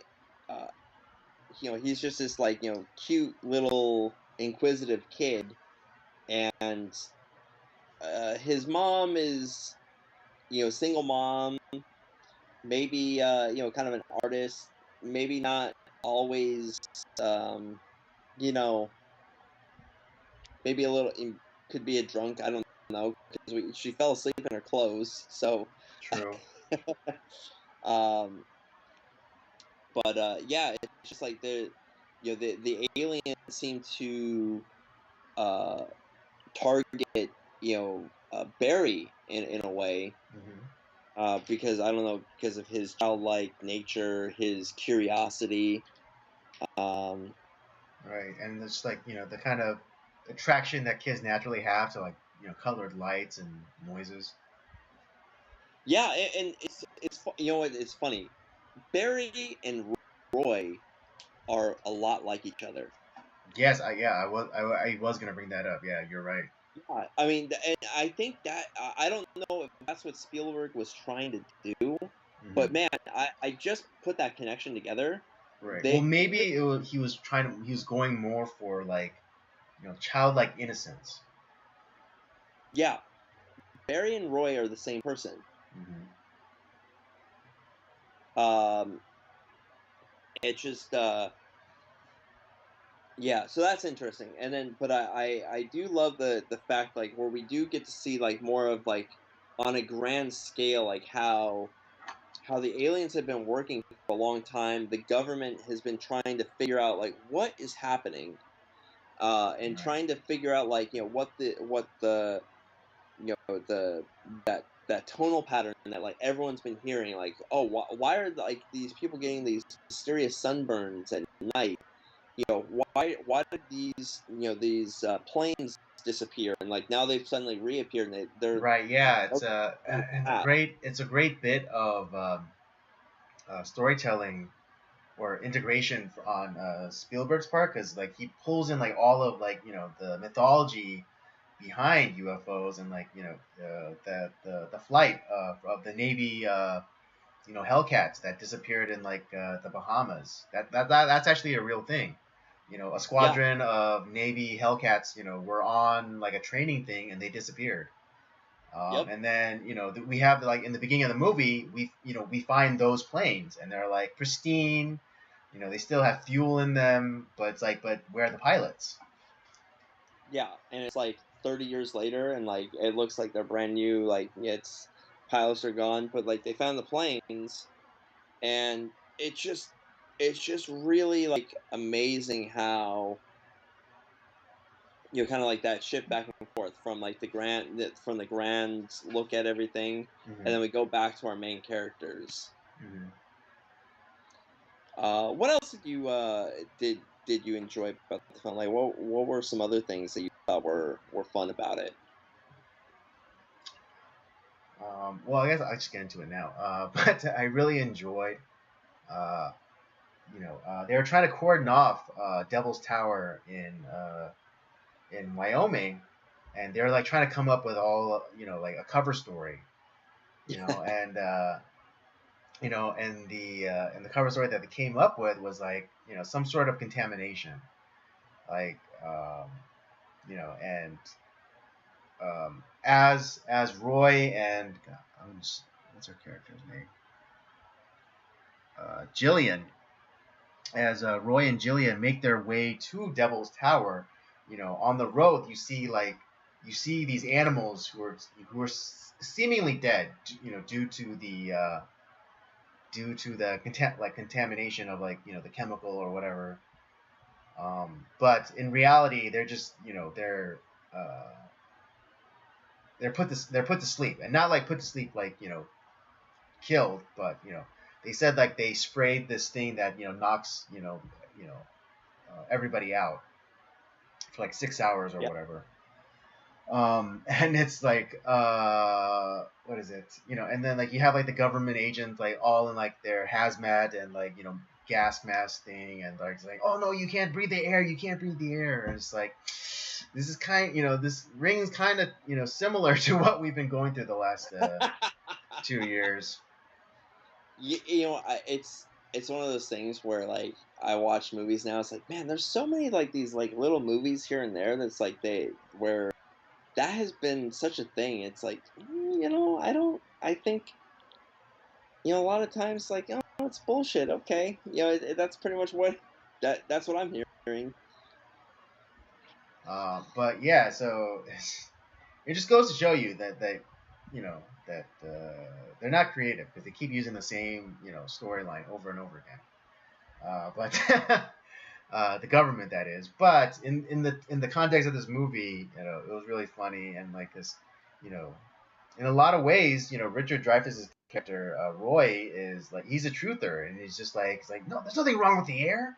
Like, you don't need to wear these masks, and he takes off his mask, and then like he doesn't die, and so everyone's like, oh yeah, I guess it is okay, and everyone else, it's just like. I mean, Yeah, I mean, it can't be helped, but we have to, I have to relate it to what's been going on. And it's just like all it took is one person, and it's for everyone else to like be like, oh yeah, I feel brave enough. It's like, oh yeah, you're right. It's like it's bullshit. Um, but yeah, I just thought that was amusing because it's like there are no new storylines. It's always the same. yeah. Well, Um, it's like, and and the other thing too, like we get to see like all the scientists, like once like the rest of the people flew off. What did they Yes, do? exactly. Yeah, as soon as like the I guess the touched, I guess we'll call them the ones that had Yeah, like the experience with the UFOs. As soon as like they were out of the area, like they immediately took off the masks. Like, yeah, this is bullshit. You know, it's like, which It's like again just shows you that these people are these people can't be trusted. The government cannot be trusted, whether or not they're doing it for the right reasons or the the right wrong reasons. reasons or not. You just can't trust them. The thing that fascinated me about the film, for one, this is, well, we are led to believe like that the normally, like, when we have aliens in a film, there's some sort of like, yeah, they're a nemesis. There's some sort of evil. Like, we watch movies like Alien or Predator Or or The Independence Thing Day, or Independence Day. It's like which in I Alien yeah, which 3. I think like Roland Emmerich definitely watched Close Encounters. And it's like yeah, let's do that, but they're evil. Yeah. No, dude, you're probably right. You're probably right. Yeah. Uh, Right, especially because but like because the iconography that they use, like with the with the chopper and the lights and the patterns. It's like, yeah, but but at the same time, what's but we have what we believe are good aliens. It's like, they're trying to communicate, but like, we don't really know their purpose, and it's kind of scary at the same time. Like this, grand. What are they trying to do? And that's actually something that's never really solved. Like, we don't really know their their purpose per right there, se. yeah, we know that they're trying to make contact with us, but Yeah, for what purpose, we don't know. And how do they know that? Or at least like the Earth, on the Earth side, the humans. How do they know that they wanted like an exchange? You know? yeah. Like, that's the thing, is like, we don't necessarily get that in the movie, but like, they've been doing like Well, yeah, research. ostensibly been having exchange programs this entire time, just like not consensual ones. Yeah, Um, but I think like they have seen some of like the government has made contact before it throughout, like, that's probably been going on for years, this mhm, investigation, mhm. and they've kind of like learned over time, and sort of like they kind of have an idea maybe of what's going on, but in reality, no one really knows what's happening. Mhm. And the audience, we as the audience, we certainly have no idea, and it's kind of like we're left to guess, like, what is happening, like, and all these people who are being given these visions that are compelled, like, are they being mind controlled? Are they given something like where they don't know what's going on, but like they're compelled? Is it against their will? Is it something like that's just in their, where it's like an artistic thing, where it's like there's just something in your mind where, like, I know I need to do something, I just don't know what it is, and if I don't do this thing, it's gonna drive me nuts, Right. and everyone's gonna think I'm crazy, but if I don't figure it out, like, it's just I don't know what's gonna happen. So you're never really sure that with that either. What exactly Yeah, I the mean, for those, aliens yeah, want. yeah, like the French doctor was saying how, talking about the people that made it all the way to Wyoming. It's like, oh, maybe these are just the people who, were able to get here. Like, we don't know what the like how do you know like we don't know like if it's just because like the other touched people like they're off on like different continents, or they're like some bushman in Australia that doesn't have the money to hop a plane and get to Wyoming. How Yeah. do we like Well, how do we know that they weren't no, committed, because like they were being right. so crazy because they had like this drive to get to Wyoming, or they had this thing in their mind that they just had to like get out of them. And but Yeah, were those people in India any less committed, any less connected than like Roy Nedry? right. I don't think so. Oh, and by the way, we had to note that French scientist, that's Francois Truffaut, famous director. Oh, really? I had no Yeah, idea. yeah, I mean, that's I kind of, I mean, in context, I kind of figured that he was like some kind of big deal, but I didn't know he was yeah, some yeah, fancy that's French director. that's famous French director Francois Truffaut. And he told Steven Spielberg, "It's like I will be nothing but an actor in this movie. Don't ask me. I'm not going to be like an AD. Your AD. I'm not going to do anything to help you with the movie. I'm just going to act." Wow. But and the other guy that's the French translator, he you'll recognize him from the movie 2010.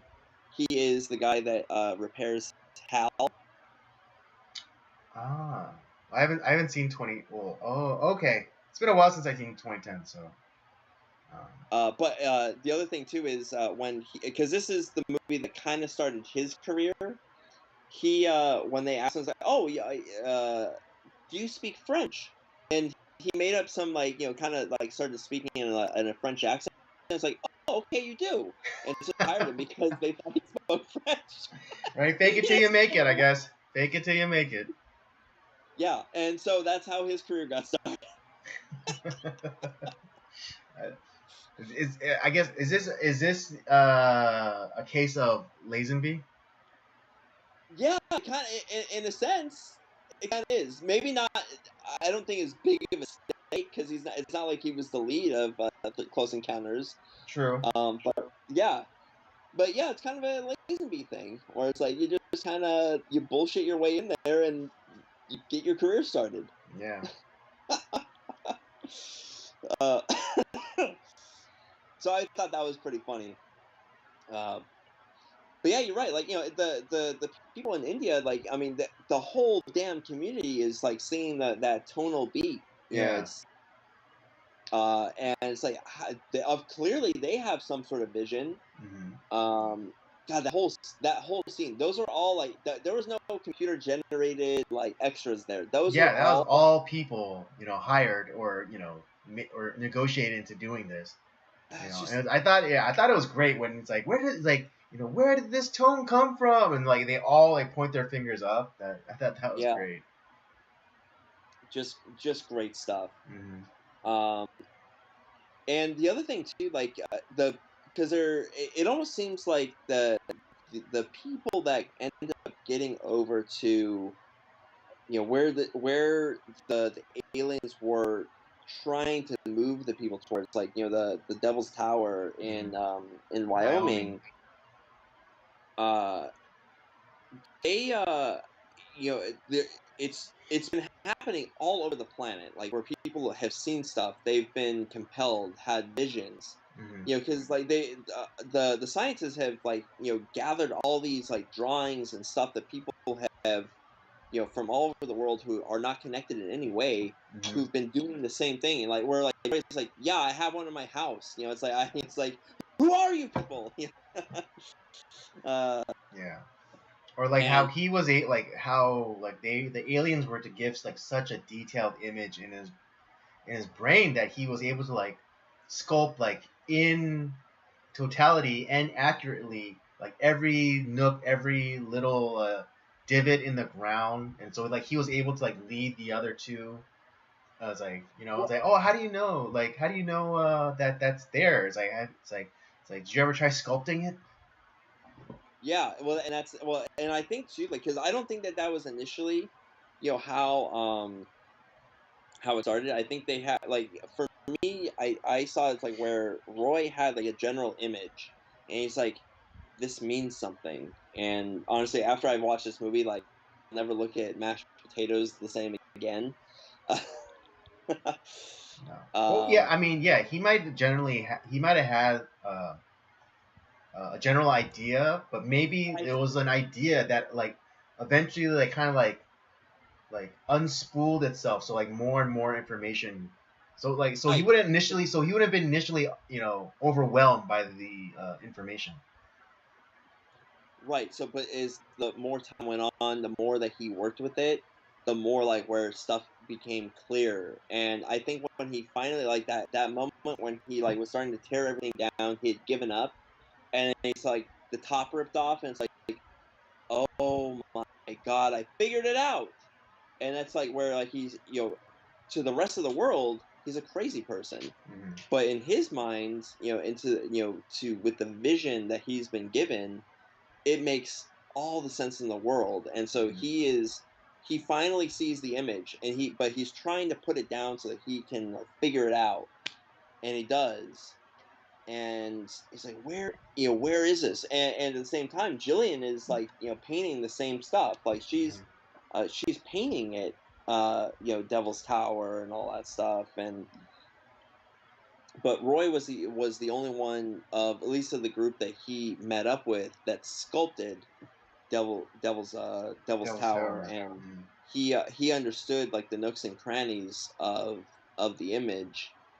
And it's almost like over time, the group of people who have been connected to the aliens were whittled down over the course of this journey, and the only person that was left was Roy. Well, I think yeah. Well, I think for Jillian, I think it wasn't even a proposition for her because of her kid. Unless Yeah, unless they were saying that they're extending an invitation to her and her kid, but they took her kid anyways. yeah, So that's what I'm like wondering, like maybe, why. Yeah, yeah, or it could have been just like exposure. Like maybe they for everyone else they kind of gave like a little bit of like kind of this urge to get out to Wyoming, but maybe for Roy, because of his I think they were where were they, in Indiana? yeah, So maybe because of his proximity to Devil's Tower, like they gave him more of a drive. it's very possible. Yeah, So yeah,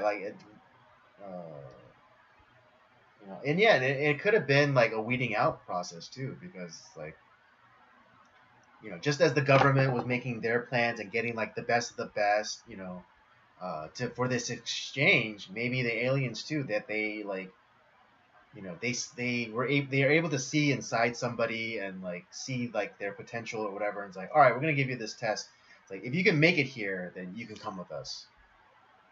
yeah, and I think too that the we don't see, like, outside of like the map coordinates. Hmm. We don't see exactly, like, because they had figured out a way where they were getting data and stuff from the aliens, but we don't see exactly what all those messages were. Right. And it's possible that, like, the government does know a little bit more about like what maybe the aliens are wanting. And so they thought like, oh well, we're gonna prepare like our best astronauts, that because they're looking for someone to bring with them, um on this journey. And in reality, they chose who they thought would be best, and in reality they chose Roy.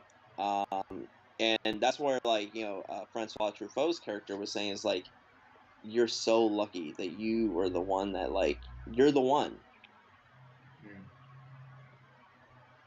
And yeah, because like they don't even like attempt to, like, reach out and touch any of the other astronauts. And the other thing too is Roy's the only one that doesn't have a backpack. Like, he's like, Yeah, he just came. He just he came doesn't. like no, Yeah, with nothing. he just came as he was. There was no pretense about, like, I don't know, maybe I just want answers. Like, I just want to see what's going on. Am I he wasn't like planning on taking a trip or like, or whatever. Like, he just came just to Right. see. Yeah. Exactly. And his childlike curiosity is what I think the aliens were looking for. Like, where all everyone else is coming with like scientific curiosity. No, that's not what they were looking for. They were looking for someone like Roy, who was like, I just want answers. I just want to know what, like, I just want to know that I'm not crazy, that this is actually happening. Indeed. Yeah. It was Um, kind of like you know taking from another sci-fi franchise, but Avatar. And like there's that scene, uh, when the Sam Worthington character is like meeting the alien Navi people, and like the head priestess or whatever was saying like, oh, you can't what is it? You can't fill a cup that's already full. Basically, you can't teach anyone anything that already has preconceived notions. Right. And then Sam Worthington's character said like, oh, like my cup is empty. And so kind of I think similarly Roy's character is like, his cup was empty. As opposed to all of Yeah. like these scientific people who came with like their like expertise and like, oh, like, and we could like, I guess we could eventually figure out this, that, or the other. But it's like, he wanted the sauce. He wanted the source. And so he came without anything, without any preconceived notions. Like, I just want to know. I just want to learn. Yeah, and it's there's a couple things too, like where as far as the actual direction goes, when Spielberg always talked about when he was looking for someone that was portraying himself, Mm-hmm. he would cast Richard Dreyfuss, Mm-hmm. because you know uh Spielberg does come from he came from a broken home. Mm-hmm. His mom was a musician Mm-hmm. and his dad was an engineer, and the fact that like this movie combines both music and engineering. Mm. Right. Yeah. Like And it's the means of communication for the tones and like all of the equipment. yeah, and it's funny because for whatever reason, I don't think that when I think it was a James Lipton interview with like Inside the Actor Studio when they had Steven Spielberg on, Mm-hmm. James Lipton brought that up, and it actually blew Spielberg out of the water because he's like, I didn't even think about that. It's like, but it's like, man, that's maybe like I was just channeling something back then, where it's like thinking about like his family, his parents, Mm-hmm. and he was trying to find a way to combine, to bring his parents together in a sense, Right. utilizing both. If he couldn't bring them back together in real life, he would bring them back like aspects of them in his movies. Yeah, and it's like I just that tonal beat. It's like it's almost like I because I watched the movie again this past week, and it's stuck in my head. It's almost like I have that thing, that message. You're trapped in my head. It's like You've it's been like playing with your mashed potatoes, have you, yeah, Rob? I've been playing with my mashed potatoes. I've been doing the hand symbols, and you know. But yeah, I really love this movie. Uh, you know, I I kind of joked at the beginning where it's like, man, we went from a movie that has great father figures to kind of a bad dad, where he just kind of abandons his family. And but there's definitely, and that's something I just noticed in the movie. It's like, what, he just kind of like leaves his family. Although his wife is not really, like I said, that whole family or that whole like marriage, they were both checked out like a long time ago. Like, Mm-hmm. because the way we caught them at the beginning of the movie, like they are gone. Mm-hmm. And in a lot of ways, I think the kids also, whether it be like through the way that their mom saw things, or like they're watching their dad go seemingly crazy, and they lost respect for him. I think they end up. I think that the oldest son calls it crybaby too. It's just like where he's like kind of channeling his mom, and like says something really like, "Who are you to call your dad that, dude? Like that's not right." Mm-hmm. Um, and I mean, there is that aspect of the film, but man, this movie is just so good. I don't know why I like it so much. I just do. And this is definitely one of the great sci-fi films that's out there. And it's almost it's not as visually impressive as 2001, but it's right there. It's right there. Yeah, it's on the cusps. It's on the cusp. Yeah, it's like the next tier down. Mm-hmm. Anything else to add before we No, no, I don't wrap have things up? anything. I don't have anything else to add. But I just yeah, I we'll get into our ratings when we do that. All right, let's get into our ratings and we'll wrap it up. Do you want to go first, or you want me to go first? Why don't you go first, Andy? All right. I'm gonna give this one. I'm gonna give this one a 4. Oh, okay. Do you have any specific reasons for giving it a 4? That's still a good rating. I'm Yeah, just yeah. curious. That's Well, I think I'm gonna ding it, just for the the fact that he abandoned his family. Yeah, yeah. Yeah, that's a bad reason. I had to give this. I'm gonna give it a little bit higher than that. I'm gonna go 4.5. Okay. It's so visually impressive. The story is really interesting. Um, I do like all the characters. Mm, Even like obviously like Terry Garr. Like, she kind of like looks like this unsympathetic nag of a wife. mm, Um, but she's still great in the movie. Like I really like that. mm. Yeah, overall, I just love this film. I keep coming back to it, and yeah, 4.5 sounds good to me. Okay, there you have it, folks. That's our review of Close Encounters of the Third Kind. I give it a 4. Robert